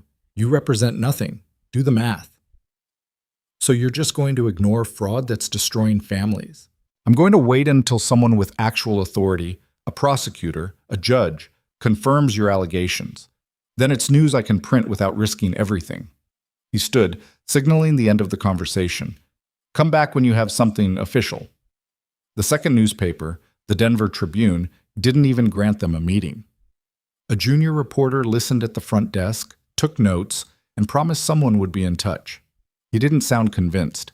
The third paper, the Western Chronicle, was smaller but scrappier. Its editor, a woman named Michaels, who'd fought her way into a profession that didn't want her, at least gave them a fair hearing. I believe you, she said after reviewing their evidence. But belief isn't enough. I print this now. Hale buries me in lawsuits before we can prove anything. I need independent verification, court filings, official investigations, something that establishes this isn't just a personal dispute. The prosecutor's office is reviewing our complaint, Elias offered. Good. Get me documentation of that review, the formal filing number, confirmation they've opened an investigation. Give me something official to reference, and I'll run the story. Michaels handed back their papers. I want to help, but I can't commit suicide for you. They left the Chronicle feeling defeated. Evening was approaching, and they'd accomplished nothing except paperwork and rejection. This isn't working, Elias said as they walked back toward the boarding house. We're hitting walls everywhere. Clara's mind raced, searching for angles they'd missed. We need to create pressure from multiple directions simultaneously, make ignoring us harder than investigating. How? I don't know yet. Let me think. They ate dinner in tense silence, then returned to their rooms. Clara lay awake for hours, turning the problem over from every angle. By midnight, she had the framework of an idea. By dawn, she had a plan. She found Elias at breakfast and laid it out. We can't force authorities to move faster, and we can't force newspapers to run the story without official backing. So we create our own publicity, handbills, printed flyers, distributed throughout Denver and sent back to every town between here and Blackstone Ridge. We publish the evidence ourselves, put it in the public domain where anyone can read it. Elias frowned. That's expensive. Printing costs money. We have some. Enough for a few hundred flyers if we keep it simple. One page, double-sided. Just the essential facts and where to find more information. And then what? We hand them out on street corners? We leave them everywhere people gather. Saloons, churches, stores, boarding houses. We mail them to territorial representatives, to county officials, to anyone with influence. We make this story ubiquitous enough that ignoring it becomes impossible. Hale will retaliate. Hale's already retaliating. He burned Tom Fletcher's barn, remember? We're past the point of avoiding his attention. Now we're just deciding whether we go down quietly or fighting. Elias studied her face, searching for doubt or hesitation. You're sure about this? I've never been sure about anything in my life, but I'm doing it anyway. He almost smiled. All right, let's find a printer. They spent the morning visiting print shops, comparing prices and turnaround times. Most were too expensive or too slow. Finally, they found a small operation run by an older man named Kowalski, who asked few questions and promised 200 flyers by the next afternoon for a price they could almost afford. Content?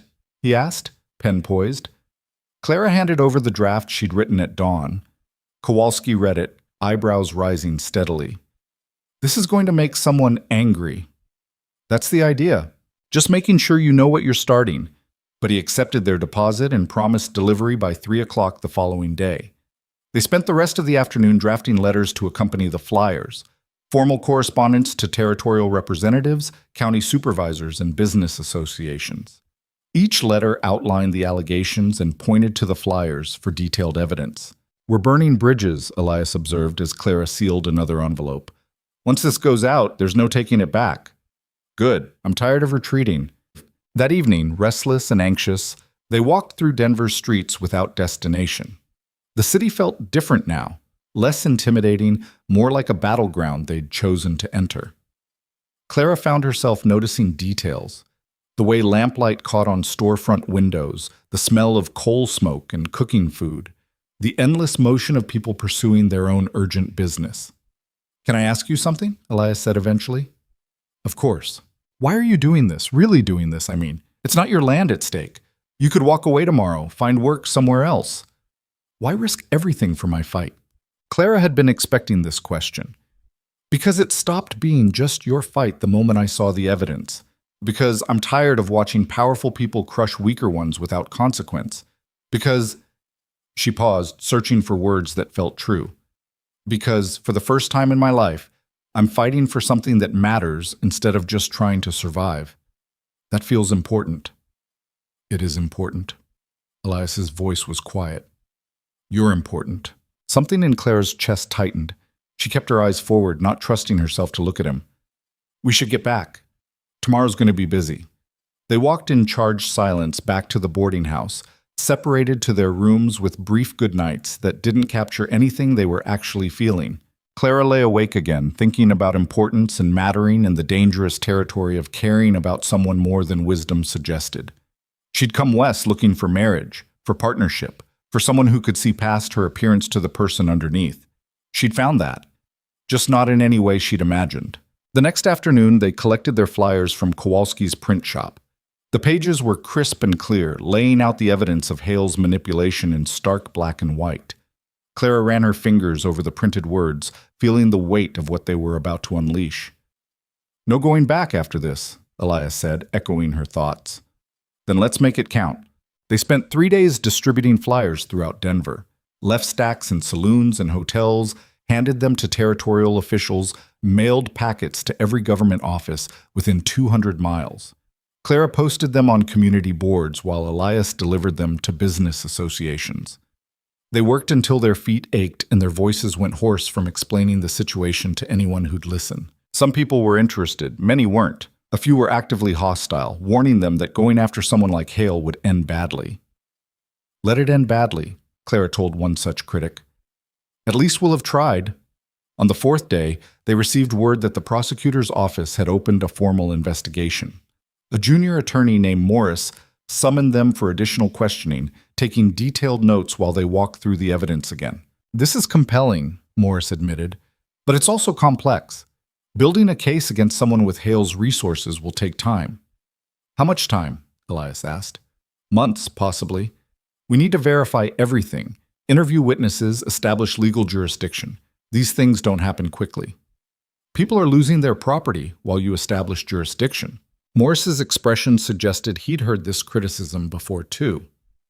"I understand your frustration, but if we move too fast and make mistakes, Hale's lawyers will tear our case apart. Better to build slowly and win than rush and lose." After they left, Clara felt the weight of those words. Months. They didn't have months. Hale wouldn't wait patiently while authorities built a careful case. He'd move against Iron Creek Ranch, against anyone who'd cooperated with their investigation, against them personally. "We need insurance," she said. "What kind?"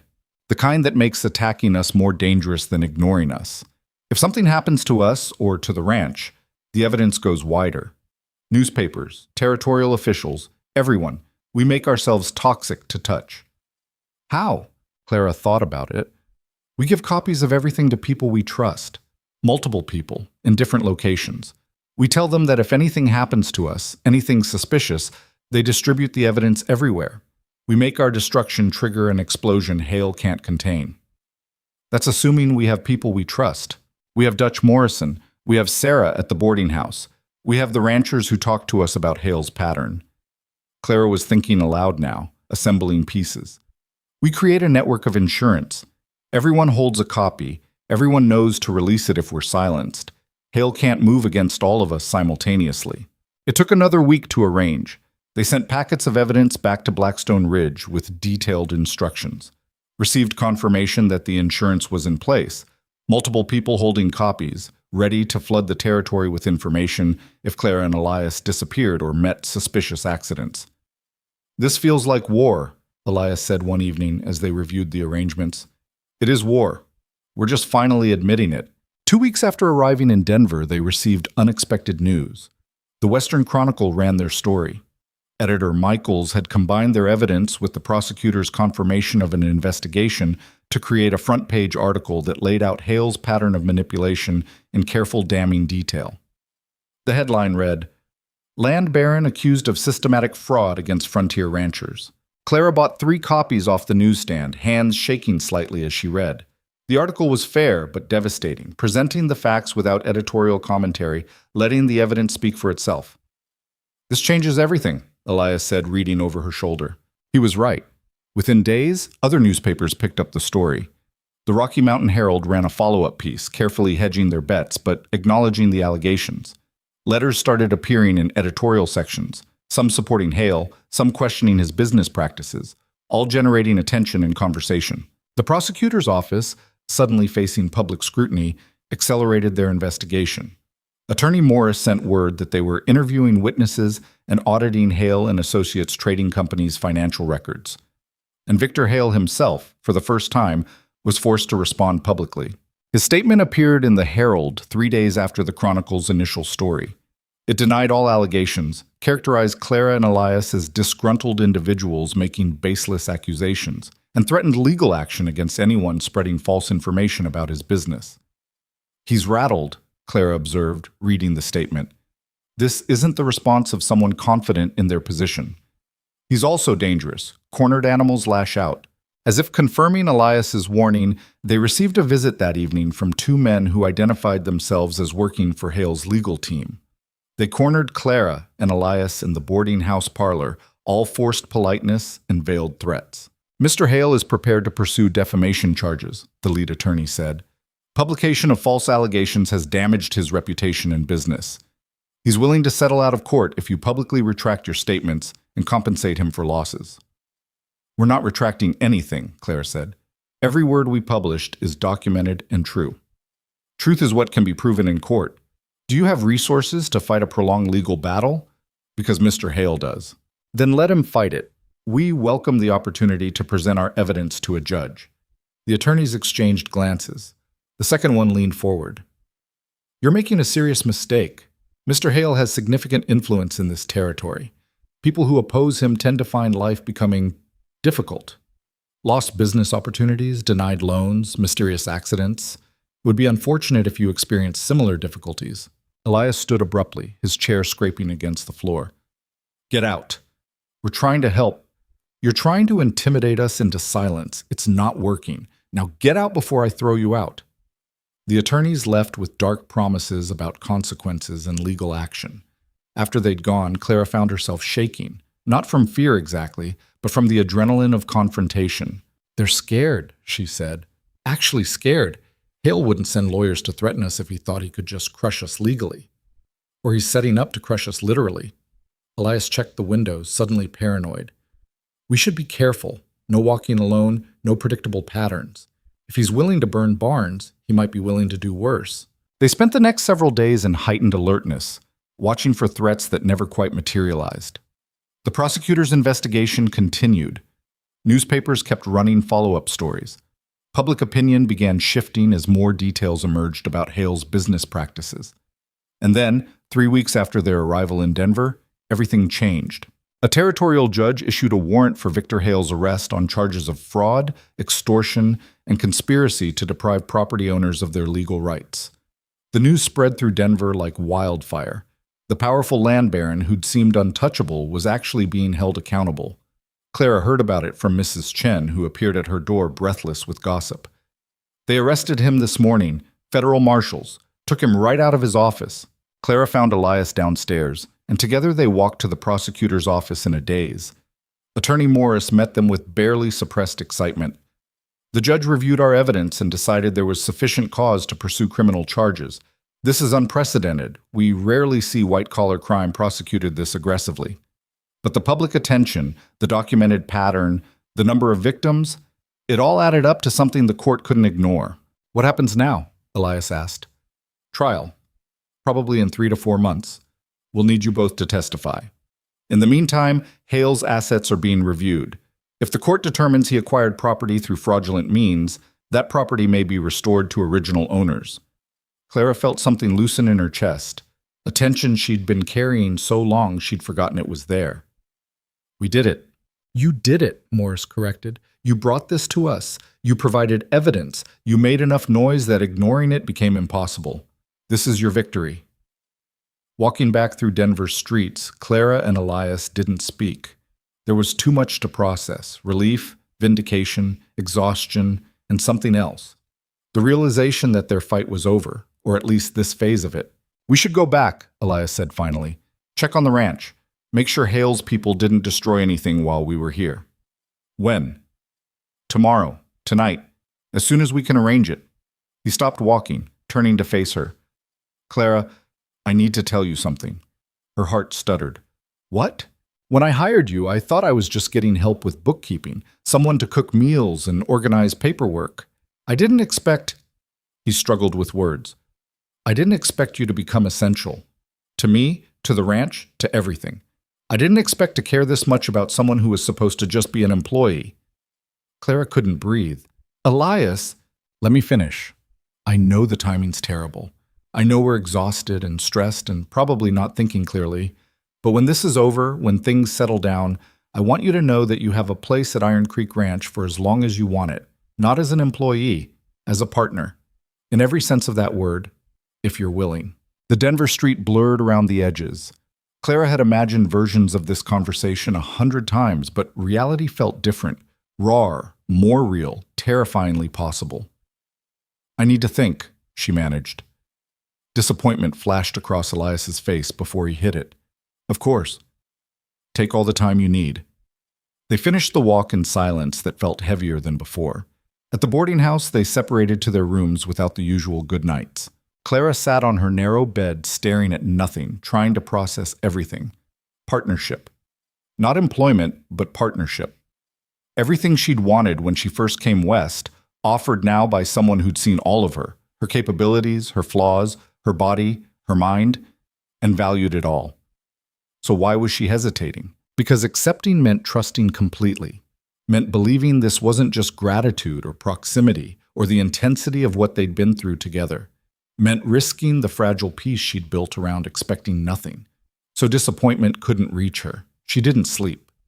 By dawn, she still hadn't found answers, but she knew she couldn't hide in uncertainty forever. She found Elias already awake, packing for the journey back. He looked up when she entered, his expression carefully neutral. I'm scared, Clara said without preamble. I'm scared that what feels real now won't survive ordinary life. That once we're back at the ranch doing normal work, you'll realize you confused gratitude for something deeper. I'm scared that I'm not actually what you want, just what was available during a crisis. Elias set down the shirt he was folding. And I'm scared that you'll wake up one day and realize you could do better. That you settled for me because I was the first person who treated you decently. That you deserve someone younger, stronger, not carrying around grief and broken pieces. He crossed the room to stand in front of her. We can let those fears stop us, or we can decide they're worth facing together. That's not very romantic. I'm not very romantic. I'm practical, stubborn, and difficult. But I see you, Clara. Really see you. And what I see is someone extraordinary who's been told her whole life that she isn't. I want the chance to prove every person who made you feel small was wrong. Clara felt tears threatening and fought them back. I want that too. I'm just not sure I know how to believe it yet. Then we'll figure it out. Together, gradually, without pressure. Elias reached out slowly, giving her time to pull away, and took her hand. Partners? Partners, Clara agreed. It wasn't a romantic proposal. It wasn't poetry or grand gestures.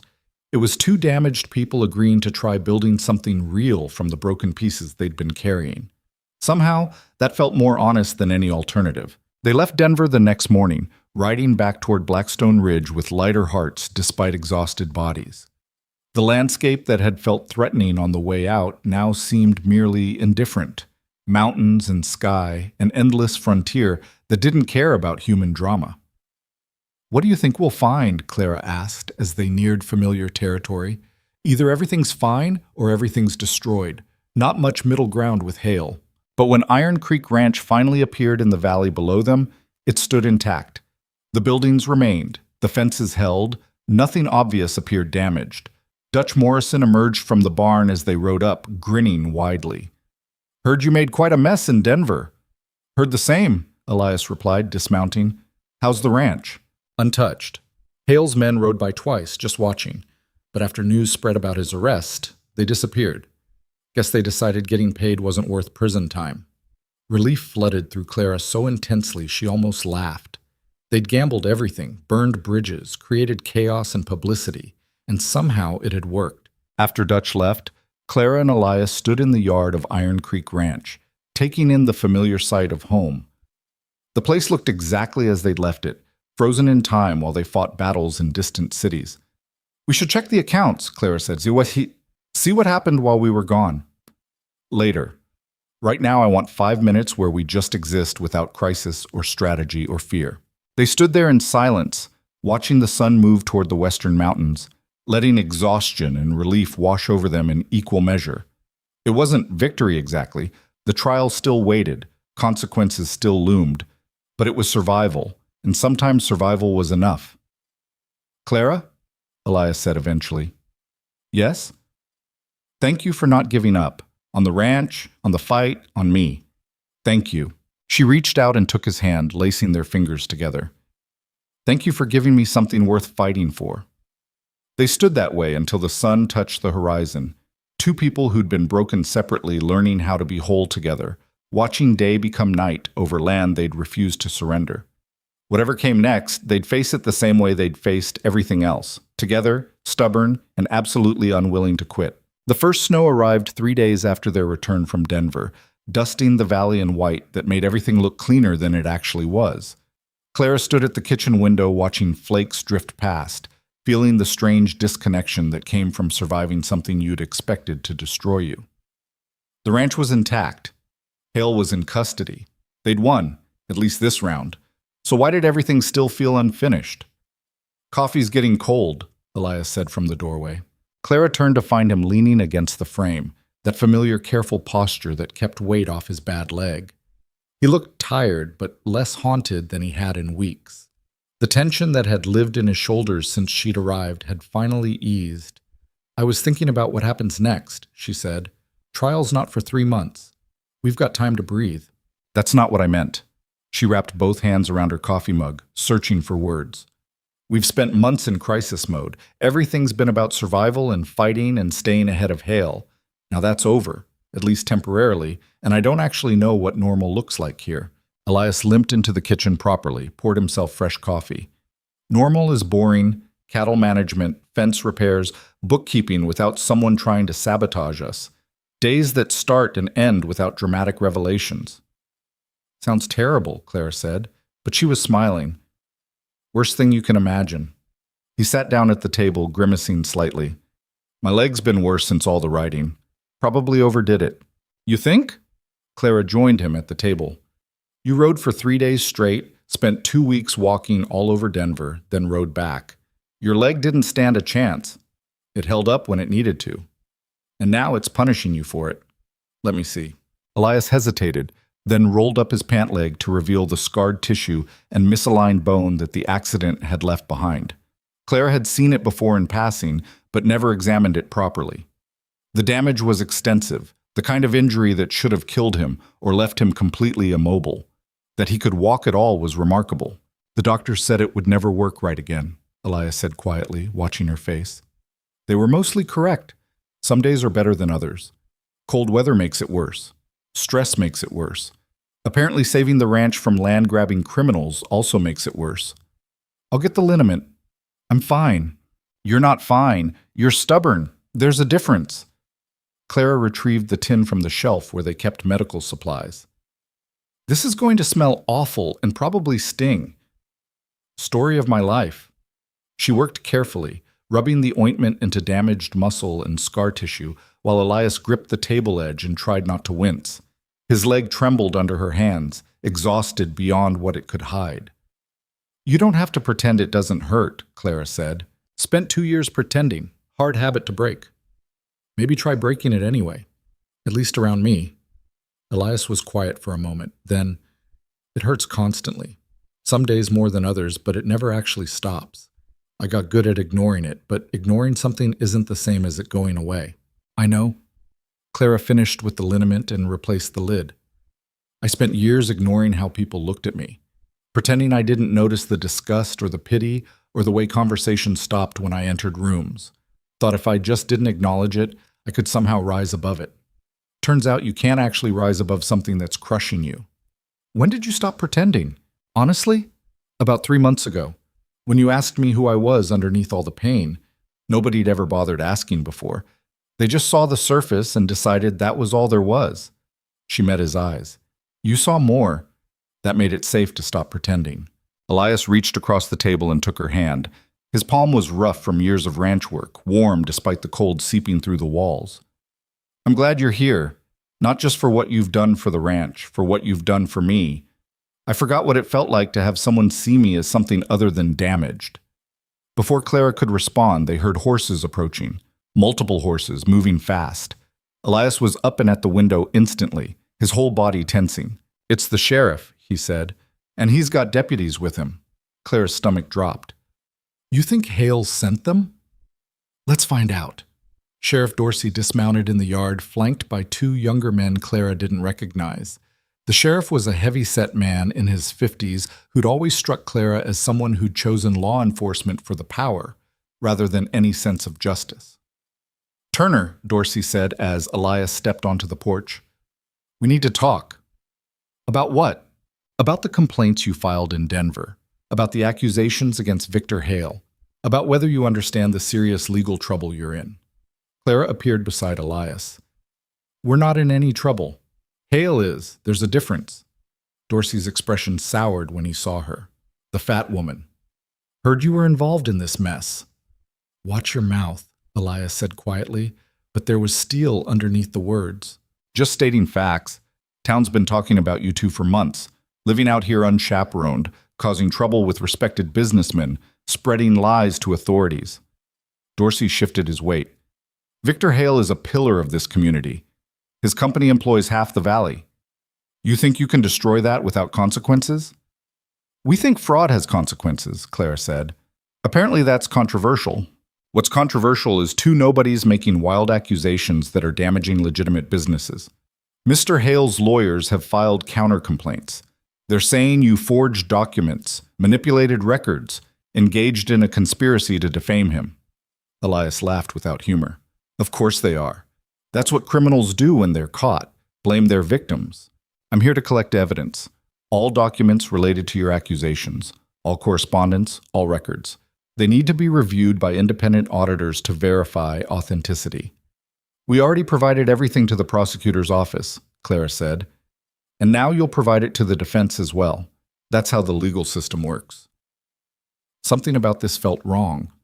Clara studied Dorsey's face, noting the discomfort he was trying to hide. Who's paying you? Excuse me? To come out here and harass us. To try confiscating our evidence under the pretense of legal process. How much is Hale paying you? Dorsey's face reddened. That's slander. That's a question. One you're not answering. Clara crossed her arms. Because if this was legitimate legal process, you'd have paperwork, court orders, official documentation. You'd have announced yourself properly instead of showing up with muscle and demands. So either you're here officially and forgot every procedure, or you're here on Hale's behalf trying to intimidate us into compliance. One of the deputies shifted uncomfortably. The other kept his hand near his gun. Dorsey's jaw worked like he was chewing words too bitter to swallow. You're making enemies you can't afford, he said finally. We've been making those enemies since this started. Adding you to the list doesn't scare us. Maybe it should. Accidents happen out here. Long way from town, no witnesses, easy for things to go wrong. Elias stepped forward, his limp more pronounced but his stance absolutely steady. If you're threatening us, do it plainly so we can report it properly. If you're here on official business, show documentation. Otherwise, get off my property. The standoff lasted 10 seconds that felt like minutes. Finally, Dorsey jerked his head at the deputies. Let's go. But this isn't over. You'll answer for what you've done. They mounted and rode off, leaving Claire and Elias standing in the cold yard watching them disappear. That was a threat, Clara said. That was definitely a threat. Elias turned back toward the house. We need to secure the evidence. Make copies, hide them in multiple locations. If Dorsey comes back with actual legal authority, or without it, we can't let him destroy what we've built. They spent the afternoon creating redundancy, copying key documents, storing sets in the barn, in the root cellar, with Dutch Morrison in town. By evening, Clara's hands were cramped from writing and her eyes burned from reviewing the same information repeatedly. This is paranoia, she said, flexing sore fingers. This is survival. Paranoia would be building fortifications and sleeping in shifts. Don't tempt me.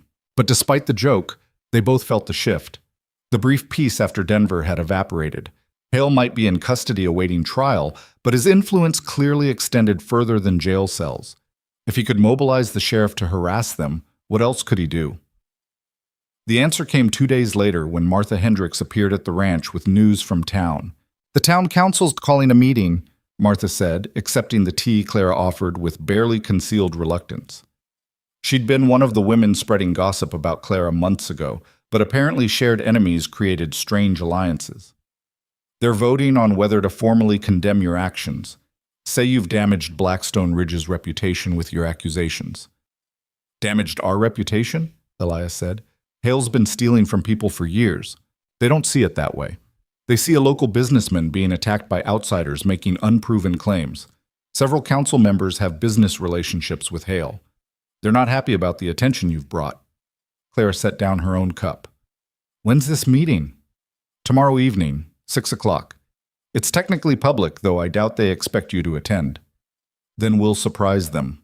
After Martha left, Elias looked at Clara with something between admiration and concern. You sure you want to face the whole town council? They're going to condemn us anyway.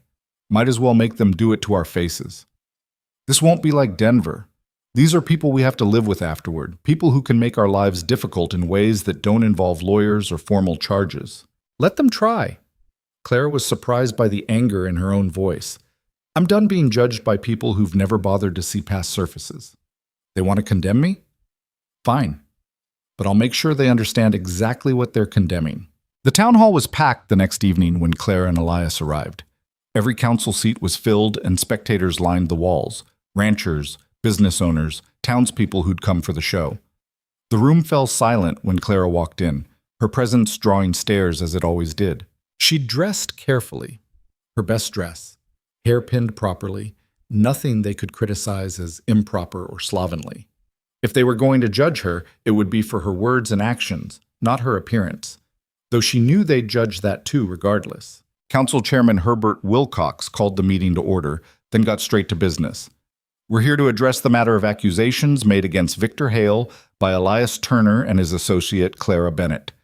These accusations have brought unwanted attention to Blackstone Ridge and damaged our community's standing. Damaged your standing? Elias stood without being recognized. Or damaged Hale's ability to quietly steal from ranchers? That's exactly the kind of inflammatory language we're discussing, Wilcox said. You've made serious accusations with evidence. Documented, verified evidence that a territorial judge found compelling enough to issue criminal charges. Alleged evidence that Hale's attorneys claim is fraudulent. Of course they claim that. What else would they claim? The arguing escalated quickly. Council members shouted over each other, spectators joined in, and within minutes the meeting had devolved into chaos. Clara watched it unfold with growing disgust. This wasn't about truth or justice. It was about protecting their own interests. She stood, and something about the movement cut through the noise. The room gradually quieted. You want to condemn us? Clara's voice was clear, carrying to every corner. Go ahead. Pass your resolution, issue your statement, make yourselves feel better about protecting a criminal, but understand what you're actually doing. You're choosing comfort over justice. You're choosing familiar corruption over uncomfortable truth. You're proving that in Blackstone Ridge, power matters more than right. That's not fair, one council member started. It's completely fair. Every person in this room knows Hale's been manipulating supply costs. You've all heard the whispers, noticed the patterns. But it was easier to look away than to risk opposing someone powerful. Tom Fletcher lost everything while you looked away.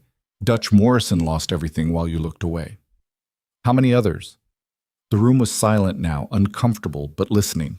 I came to this town 4 months ago expecting nothing except another rejection, Clara continued. I'd been rejected so many times that I barely felt it anymore. Just another place that looked at me and decided I wasn't worth consideration. And you know what? I was right. This town looked at me and saw nothing worth valuing. But here's the difference. I stopped caring what you thought the moment I realized you valued appearance over substance, comfort over courage, power over people. She swept her gaze across the council, then the spectators. So pass your condemnation, put it in writing, make it official. It won't change the facts. It won't make Hale innocent. It'll just prove that Blackstone Ridge cares more about protecting its image than protecting its people. Clara sat down, her heart pounding. Elias reached over and squeezed her hand under the table. The council voted 5-3 in favor of condemning their actions. It was exactly what they'd expected, but it still stung. The formal rejection, the official disapproval, the town literally voting that they'd done wrong by exposing corruption. Walking out afterward, Clara felt eyes following her. Some hostile, some uncertain, a few that might have been sympathetic. Sarah from the boarding house nodded as they passed. Dutch Morrison touched his hat. Most just stared. That was brave, Elias said once they were outside. That was necessary. Bravery implies I had a choice. You always have a choice. You chose to speak up instead of staying quiet. That's brave. They rode back to Iron Creek Ranch in darkness, the November cold biting through their coats. Clara's words echoed in her head, all the anger and frustration she'd been carrying for months finally voiced. It hadn't changed anything, but it had felt good to stop swallowing her truth for other people's comfort. Do you regret it? Elias asked as the ranch came into view. Everything that's happened since you took this job? Clara considered the question seriously. The gossip, the condemnation, the threats, the constant pressure, but also the purpose, the partnership, the feeling of fighting for something that mattered. No, she said finally, I don't regret any of it. Even knowing what it's cost you, especially knowing that, because the alternative was staying silent and small and acceptable. I'm done being acceptable. Winter settled over the valley with serious intent after that. The snow that had started as gentle flurries became regular storms that buried the ranch under white silence. Claire and Elias fell into routines shaped by weather and necessity. Caring for animals, maintaining equipment, keeping the house warm against cold that found every crack and gap. They also prepared for trial. Attorney Morris sent regular correspondence outlining what they'd need to testify about, what questions to expect, what Hale's defense would likely argue. The prosecution was building a comprehensive case, but Morris warned them it wouldn't be easy. Hale's hired the best lawyers in the territory, he wrote. They'll try to discredit your evidence, question your motives, paint you as vengeful individuals with personal grudges. The truth is on our side, but truth doesn't always win when the other side has resources. Encouraging, Clara muttered, reading the letter. At least he's honest. Elias was repairing a saddle by the fire, his hands moving with practiced efficiency. Better than false optimism, I suppose. Clara set aside the letter and picked up the account book she'd been reviewing. Even with Hale in custody, the ranch's financial situation remained precarious. Years of overcharging had created debts that wouldn't disappear even if they won at trial. We need to increase income somehow, cut costs, find new revenue streams. Open to suggestions. We could take on seasonal workers again, use the bunkhouse, charge other ranchers for services, bookkeeping, supply coordination, things I can do that others struggle with. You'd be working for our competitors. I'd be working for neighbors who aren't trying to steal your land. There's a difference. Clara made notes in the margin of the ledger. Plus, it establishes good relationships. We'll need allies when Hale's supporters try to freeze us out of normal business. They're already freezing us out. Half the suppliers in Blackstone Ridge won't sell to us anymore. Then we buy from Denver directly. Cut out the local middlemen. That costs more in transport, initially, but if we organize collective shipments with other ranchers, we can share transport costs. Create a cooperative that bypasses Hale's distribution network entirely. Elias looked up from the saddle. You've been thinking about this. Someone has to. You're good with cattle and land management. I'm good with numbers and logistics. That's what partnership means. Partnership. He tested the word, smiling slightly. Still getting used to that. Me too. They worked in comfortable silence for a while, the fire crackling and wind howling outside. It was domestic in a way Clara had never experienced. Shared space, shared work, shared purpose. Not the romantic fantasy she'd once imagined, but something more solid, more real. "Can I ask you something?" Elias said eventually. "Always. What do you want? Not for the ranch or the trial or in any of the immediate crisis, but for yourself, long term. What does a good life look like to you?" Clara set down her pen, considering. "I used to think it meant being married, having a home, being accepted. All the things women are supposed to want. But I've realized that's not actually what I want. It's what I was told I should want. What I actually want is—" She struggled for words. Elias waited patiently. "I want to matter," Clara said finally. "I want to wake up knowing the work I do makes a difference. I want to be valued for my capabilities, not judged for my appearance. I want to build something lasting with someone who sees me as an equal." She met his eyes. "I want exactly what I have right now, except without everyone trying to destroy it." "That last part would be nice," Elias agreed. "What about after the trial? Assuming we win, assuming the ranch survives, what then?" "Then we build something better. Expand operations, help other ranchers avoid what happened to you, maybe create that cooperative distribution system. Turn this ranch into something Rachel would have been proud of." Elias's expression softened at his wife's name. "She would have liked you. You're both stubborn and idealistic and unwilling to accept injustice. Tell me about her." "Rachel?" He was quiet for a moment. "She was fierce. Came west from Boston because she wanted adventure, not because circumstances forced her. She chose this life deliberately. We built this ranch together, her ideas, my labor, both of us too stubborn to quit when things got hard." He stared at the fire. "When she died, I thought I'd lost everything. The ranch felt empty, work felt pointless. I couldn't see a future that didn't include her." "What changed?" "You did. Not immediately, not like some dramatic revelation. But gradually I realized the ranch wasn't empty anymore.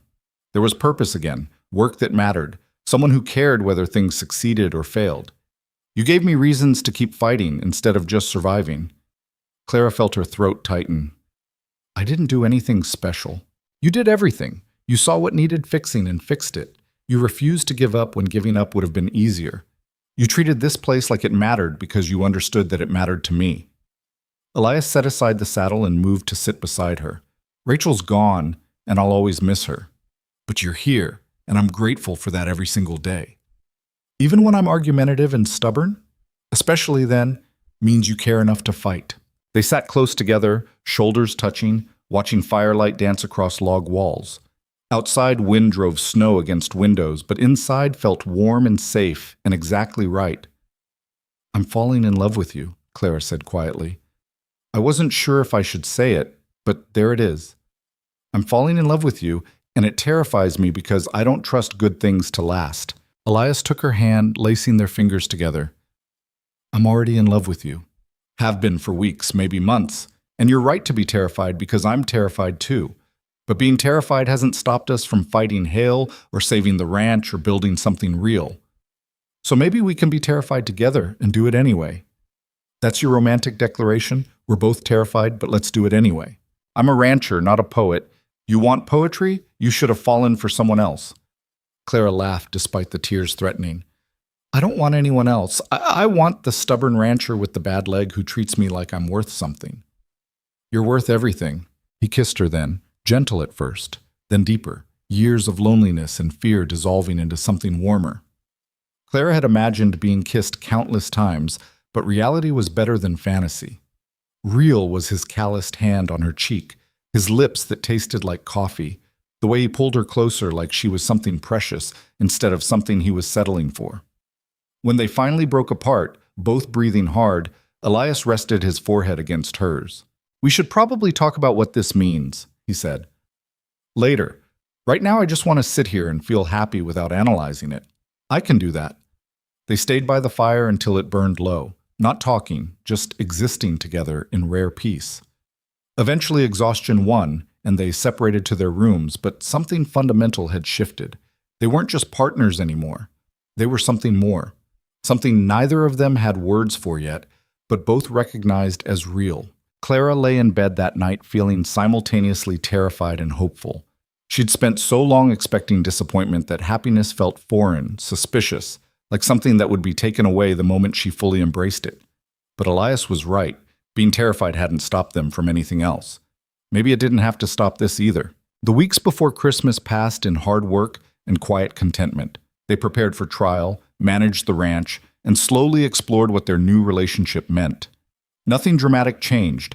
They still worked side by side, still argued about strategy, still maintained separate bedrooms because neither felt ready to rush into anything physical beyond kissing. "We have time," Elias said one evening when Clara expressed frustration at their slow pace. "No need to rush toward milestones just because that's what's expected." "I'm not frustrated because of expectations. I'm frustrated because I want you and I'm scared to take what I want."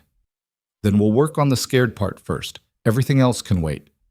It was patient and kind and exactly what Clara needed, even if it wasn't what she thought she wanted. They received word 10 days before Christmas that the trial date had been moved up. Instead of February, they'd be in court in January. Morris apologized for the short notice but said the judge wanted to resolve the case before territorial elections complicated matters. "That gives us 3 weeks, Clara said, reading the notice. 3 weeks to prepare for the most important testimony of our lives." "Wonderful." Elias didn't look up from the fence post he was repairing. They'd been working since dawn, trying to finish outdoor projects before deep winter made them impossible. "We're already prepared. We've been preparing for months." Preparing and doing are different. When we're actually in that courtroom with Hale's lawyers attacking our credibility, it'll feel different. He was right, but Clara didn't want to think about that yet. One crisis at a time. Right now, this fence needs finishing before the next storm hits. They worked until darkness made it impossible, then trudged back to the house cold and exhausted. Clara had just started preparing dinner when someone knocked.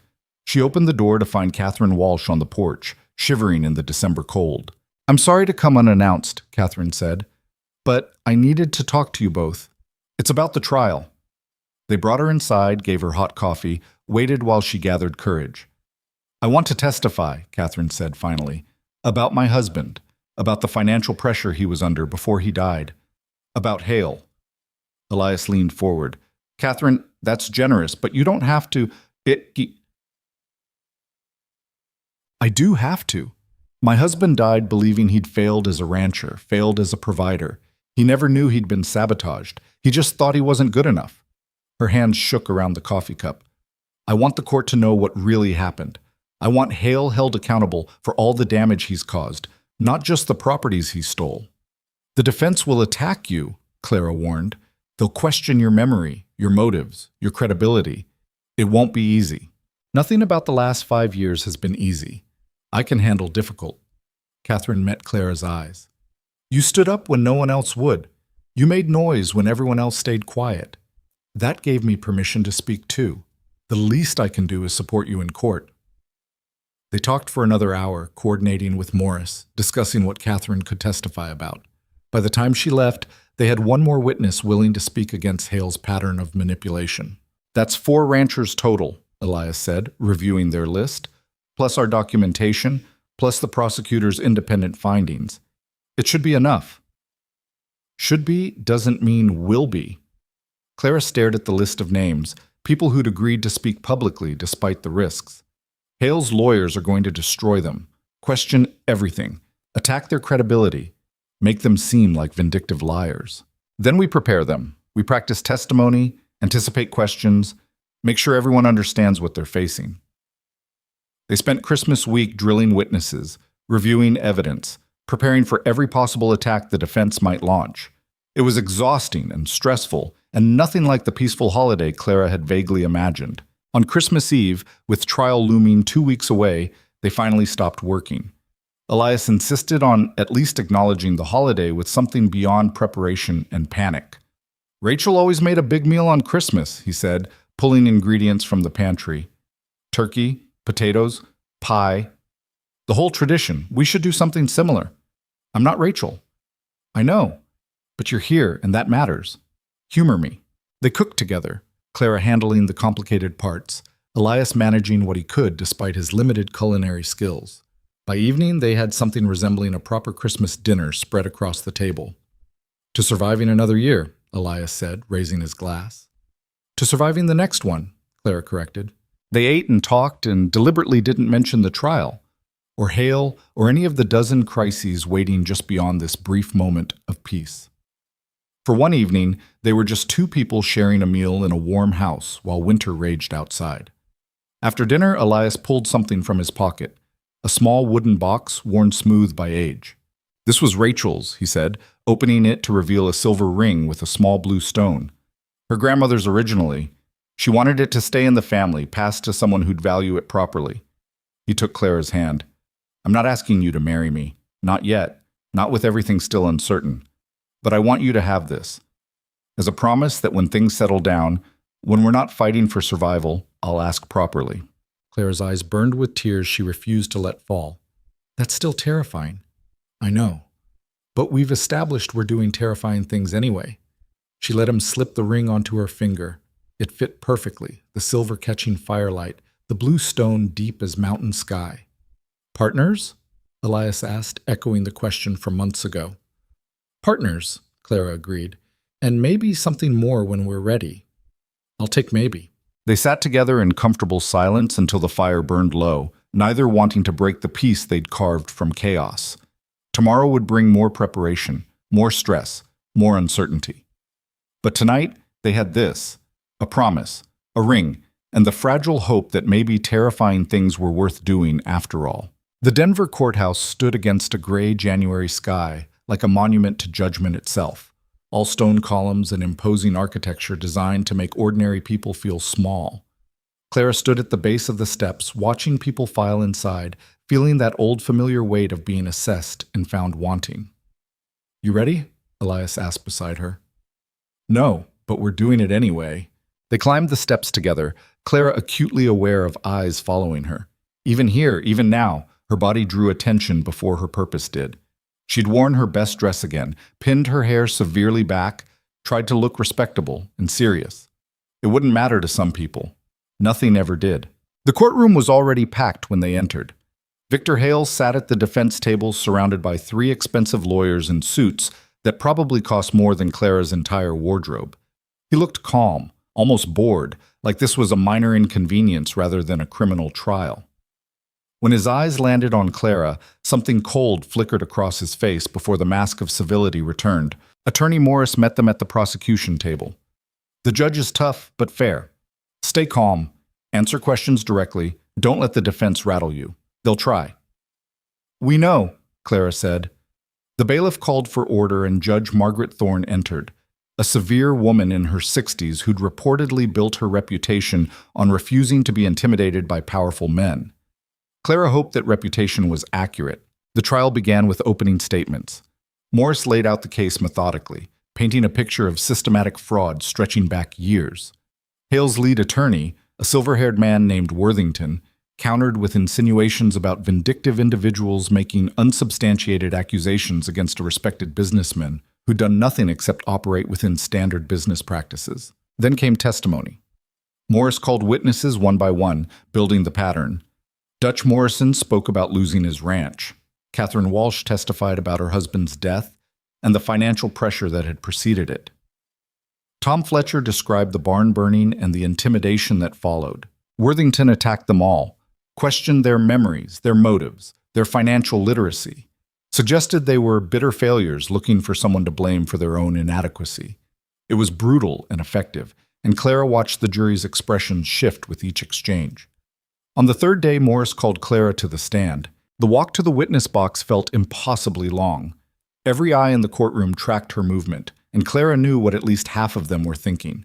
She'd spent her entire life being judged for her body. Now she'd be judged for her testimony, too. Morris started gently, establishing her credentials, her work in Philadelphia, her experience with accounting, how she came to Iron Creek Ranch. Then they moved into the evidence. Miss Bennett, can you explain what you discovered in Mr. Turner's account books? Clara took a breath and began. She laid out the financial manipulation clearly, referencing specific documents, explaining how the pattern emerged. Morris guided her through technical details, making complex fraud comprehensible to a jury of ordinary people. She was doing well. She could feel it, the jury leaning forward, paying attention, following her logic. For once in her life, people were listening to her words instead of fixating on her appearance. Then Worthington began his cross-examination. Miss Bennett, you claim to have extensive bookkeeping experience. Yet I understand you were terminated from your last position in Philadelphia. Is that correct? I left that position, yes. You were fired for causing disruption, weren't you? For making unfounded accusations against your employers? I was fired for documenting wage theft and reporting it to authorities. The subsequent investigation vindicated those claims. But you were still fired. You have a history of making trouble for employers, don't you? Morris objected. The judge sustained it, but the seed was planted. Clara as troublemaker, as someone who saw conspiracy where none existed. Worthington shifted tactics. Miss Bennett, how would you characterize your relationship with Mr. Turner? Professional. I work for him. Just professional?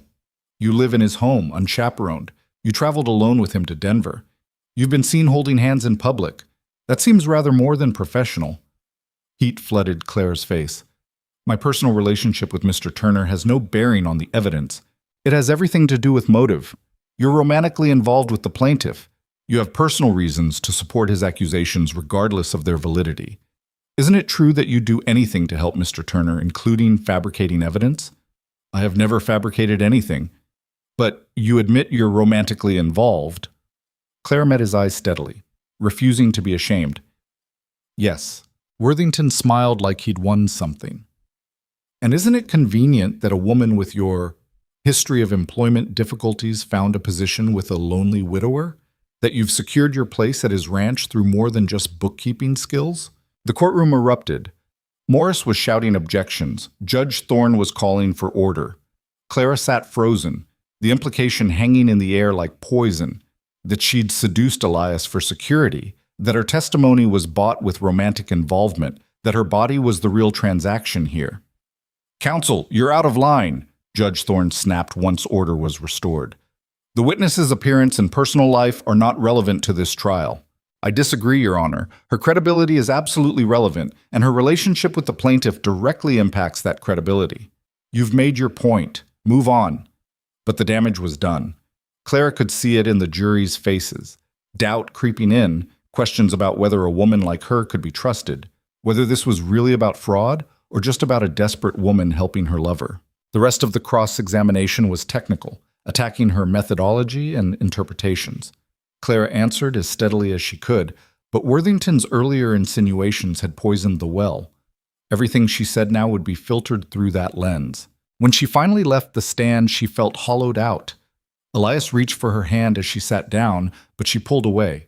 Not because she didn't want his comfort, but because every gesture between them now felt like proof of Worthington's accusations. You did fine, Morris whispered. He attacked you because your testimony was strong. That's actually a good sign. It didn't feel like a good sign. It felt like every other time in her life when being herself was somehow used against her. The prosecution rested the next day. Then came the defense's turn. Worthington called character witnesses who praised Hale's generosity and business acumen. He called competing accountants who claimed Clara's interpretation of the records was flawed. He called suppliers who swore their pricing was standard and fair. It was all lies and misdirection, but it was effective. The defense built an alternative narrative where Hale was a successful businessman being targeted by jealous competitors and troubled individuals with personal agendas. On the final day, Hale himself took the stand. He was smooth and confident, expressing sadness that his attempts to help struggling ranchers had been misinterpreted. He painted himself as a victim of misunderstanding, a successful man being punished for his success.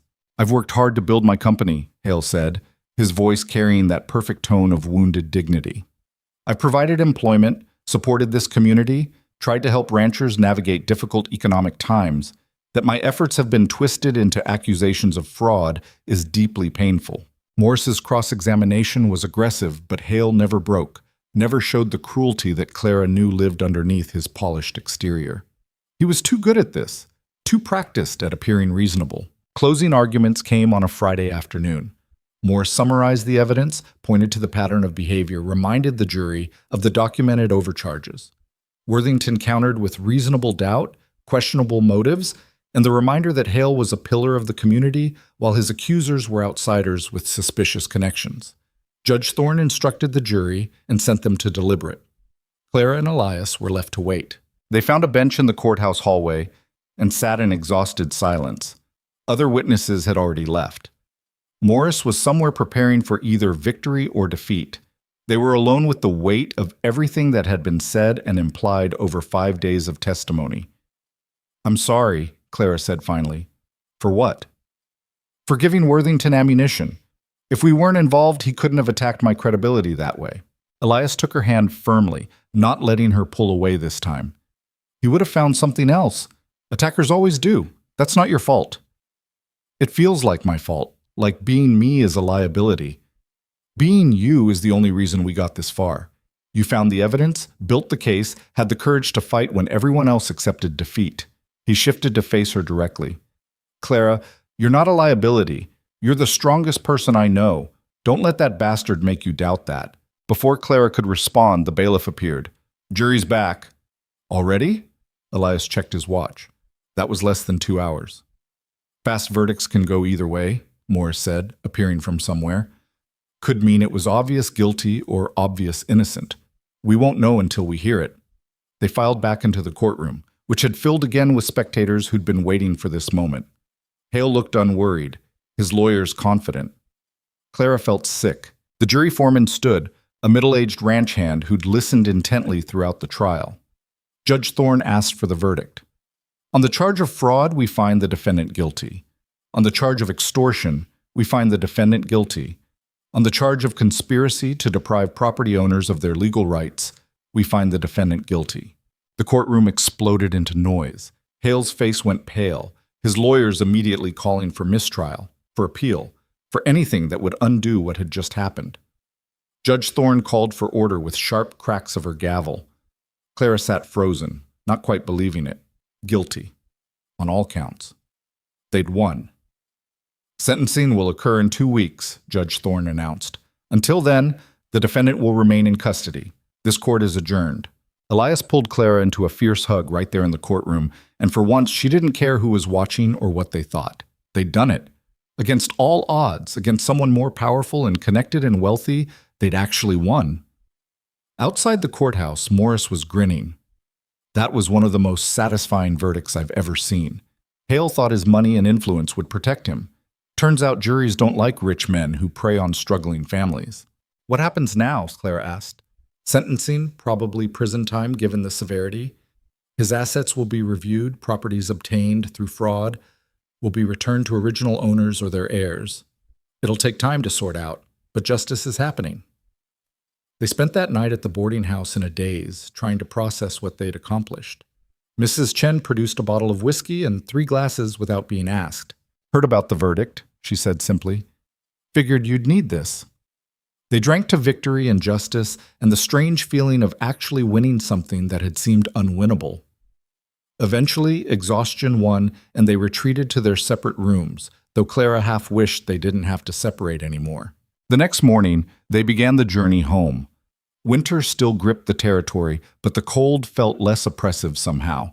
Or maybe Clara just felt it differently now. They'd left for Denver as desperate people with evidence and hope.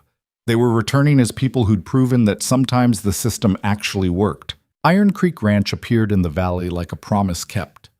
Dutch Morrison had maintained it perfectly in their absence, and everything looked exactly as they'd left it, except for fresh snow covering the familiar landscape.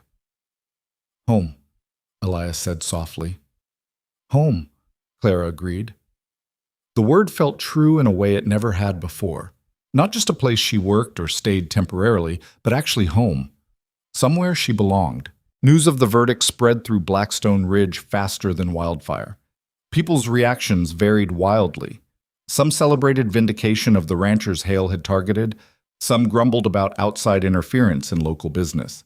Some just stayed quiet, reassessing everything they'd believed about power and justice. The town council that had condemned Clara and Elias issued no formal apology, but several members visited the ranch individually to awkwardly acknowledge they might have been hasty in their judgment. "We didn't realize the extent of the evidence," Council Chairman Wilcox said, standing uncomfortably in the ranch kitchen. "Perhaps we should have been more measured in our response." "Perhaps you should have cared more about truth than convenience," Clara replied. But thank you for admitting you were wrong. That takes courage, too. After he left, Elias looked at her with admiration. You're getting generous in your old age. I'm getting tired of holding grudges. It takes too much energy. Spring came slowly to the valley, melting snow revealing land that had survived another harsh winter. With it came the formal resolution of Hale's case. Judge Thorne sentenced him to 12 years in territorial prison, the harshest sentence she could impose given the charges. His assets were liquidated and distributed among his victims, though years of legal manipulation meant most people received only partial restitution. Tom Fletcher got enough to start over in Oregon. Catherine Walsh received compensation for her husband's losses. Dutch Morrison got a settlement that let him live comfortably, though he never tried to buy back his old ranch.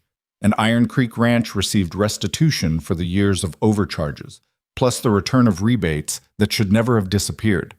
It wasn't everything they'd lost, but it was enough to stabilize finances and plan for actual growth rather than just survival. We could expand, Elias said one evening, reviewing the settlement papers. Hire hands, increase the herd, actually build something significant. Or we could build something sustainable, Clara countered. Not chase growth for its own sake, but create something stable that supports us and maybe helps others avoid what you went through. You're thinking about that cooperative distribution idea again. I'm always thinking about it. We have an opportunity to change how business works in this valley. Make it harder for another Hale to emerge. Clara added numbers to her ledger. Plus, it's good business, shared costs, collective bargaining power, support network for ranchers who need help. They spent weeks developing the plan, reaching out to other ranchers, building consensus for a new way of operating. Not everyone joined initially, but enough did to create real change. Within months, the Iron Creek Cooperative had 15 member ranches sharing resources and protecting each other from exploitation. Clara managed the bookkeeping and logistics while Elias handled the practical coordination. It was partnership in every sense, professional, personal, purposeful. One warm evening in June, 6 months after the trial, Elias asked Clara to walk with him up to the ridge overlooking the valley. The sun was setting, painting everything gold and amber, and the land stretched endlessly toward mountains still capped with snow. Remember when you first came here? Elias asked. You were so angry and tired and determined not to hope for anything. I remember thinking you were going to reject me like everyone else, that this was just another disappointment waiting to happen. I thought you'd quit within a week, that frontier life would break someone who'd only known cities. He took her hand, the gesture familiar now, after months of quiet intimacy. We were both wrong about each other. Spectacularly wrong. Clara Bennett. Elias turned to face her fully. I know I already gave you a ring. I know we've been calling ourselves partners for months, but I want to make it official. I want to marry you, build a life together, face whatever comes next as a team. Will you? Clara looked at this man who'd somehow become everything. Employer, partner, friend, lover, the person who'd taught her that being valued was possible. Yes, obviously yes. They married in a small ceremony at the ranch with just a few witnesses. Dutch Morrison stood as Elias's witness. Sarah from the boarding house stood for Clara. The ceremony was simple and honest, no grand promises they couldn't keep, just vows to face life together with clear eyes and stubborn hearts. The celebration afterward was equally simple. A meal, some music, neighbors who'd become friends despite everything. Nothing fancy or elaborate, just real. That night, finally sharing the same room, the same bed, the same space without pretense or distance, Clara felt something settle that had been restless her entire life. She'd spent 33 years being told she didn't fit, that her body disqualified her from happiness, that acceptance was for other people. She'd been wrong. Or rather, everyone who'd told her those things had been wrong. What are you thinking? Elias asked, pulling her closer. That I'm happy. That I didn't think I was allowed to be happy, but I am anyway. You're allowed everything you want. Took me too long to figure that out about myself. I'm glad you figured it out faster. I had help. They fell asleep tangled together while summer wind moved through open windows carrying the scent of grass and possibility. The months that followed weren't perfect. The ranch still demanded constant work. Money remained tight despite the settlement. Some people in Blackstone Ridge never stopped judging Clara for her appearance or her relationship or her refusal to apologize for taking up space. But Clara had learned something crucial during the fight against Hale, something that changed how she moved through the world. Other people's judgment was their problem, not hers. She couldn't control what they thought, couldn't force them to see past surfaces to substance. All she could control was whether she let their limitations become her prison. So she didn't. She ran the cooperative with efficiency and innovation. She managed the ranch accounts with the same precision she'd brought to uncovering fraud. She loved Elias openly despite every whispered comment about how someone like her had landed someone like him. She took up space unapologetically, refused to make herself smaller for other people's comfort, and slowly, painfully slowly, learned to believe she deserved the happiness she'd fought so hard to claim. One autumn afternoon, almost a year after the trial, Catherine Walsh visited with news. She was remarrying, moving to Denver, starting fresh. She wanted to thank Clara one more time before leaving. "You gave me courage," Catherine said over tea in the kitchen that had become Clara's domain. "Watching you stand up in that courtroom and refuse to be ashamed of who you are, that changed something for me. Made me realize I'd been living small because it felt safer. You showed me that safety isn't actually worth the cost." After she left, Clara stood at the window, looking out at land that no longer felt hostile or judgmental, but simply present. She'd come to this valley expecting rejection and found purpose instead. Expected to be dismissed and found partnership instead. Expected nothing and received everything that mattered. Elias appeared behind her, wrapping his arms around her waist in the easy intimacy of people who'd learned each other's rhythms. "What are you thinking about? How far we've come? How different everything is from what I imagined when I stepped off that stagecoach. Better or worse?" Clara turned in his arms to face him. "Different. Harder in some ways, better in the ones that matter. I thought I wanted to be accepted by everyone. Turns out I just needed to be valued by the right people." "And are you valued?" "Every single day." They stood there as afternoon light shifted toward evening, two people who'd been deemed broken by a world that measured worth in narrow terms. Who'd decided that assessment was wrong and built something real from the pieces anyway? The truth Clara had learned through fighting corruption, facing judgment, and claiming space in a world that didn't want to make room was simple but hard-won. Your value didn't come from other people's approval. It came from knowing yourself, fighting for what mattered, and refusing to accept limitations that others tried to impose. Some people would always see her body before her mind, would judge her appearance before her capabilities, would decide she wasn't worth consideration based on surfaces alone. Those people were wrong, and more importantly, their wrongness didn't define her reality anymore.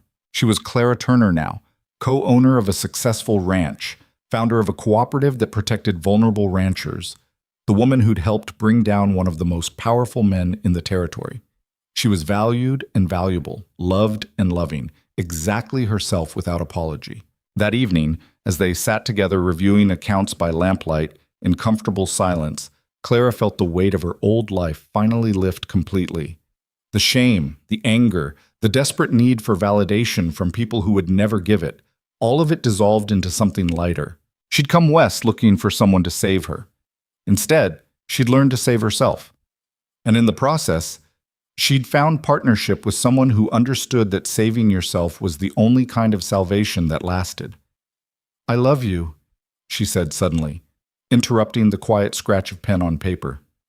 Elias looked up, smiling. "I love you too. Where did that come from?" "Just needed to say it, to acknowledge that this is real and good and exactly what I was looking for even when I didn't know how to look for it." "Fair enough." He set down his pen and reached across the table for her hand. "For what it's worth, I feel the same way. Some days I still can't believe I got this lucky." "Luck had nothing to do with it. We fought for this, earned it." "You're right. We did." They returned to work, hands linked across the table, building their future one careful decision at a time. Outside, the frontier stretched endlessly under stars that had witnessed countless stories of people trying to find their place in an unforgiving land. This was one of those stories. Not perfect, not easy, not the romantic fantasy anyone expected, but real and hard-won and worth every difficult moment. Clara had come to the frontier a woman everyone judged before she spoke. She'd become a woman who no longer waited for permission to be heard. That transformation hadn't been romantic or gentle. It had been forged through confrontation, sustained through stubborn refusal to quit, and earned through the recognition that her worth wasn't up for debate. The world could keep its judgments. Clara Turner had learned something more valuable than acceptance. She'd learned that some people's opinions didn't deserve the power to shape her reality, and that made all the difference.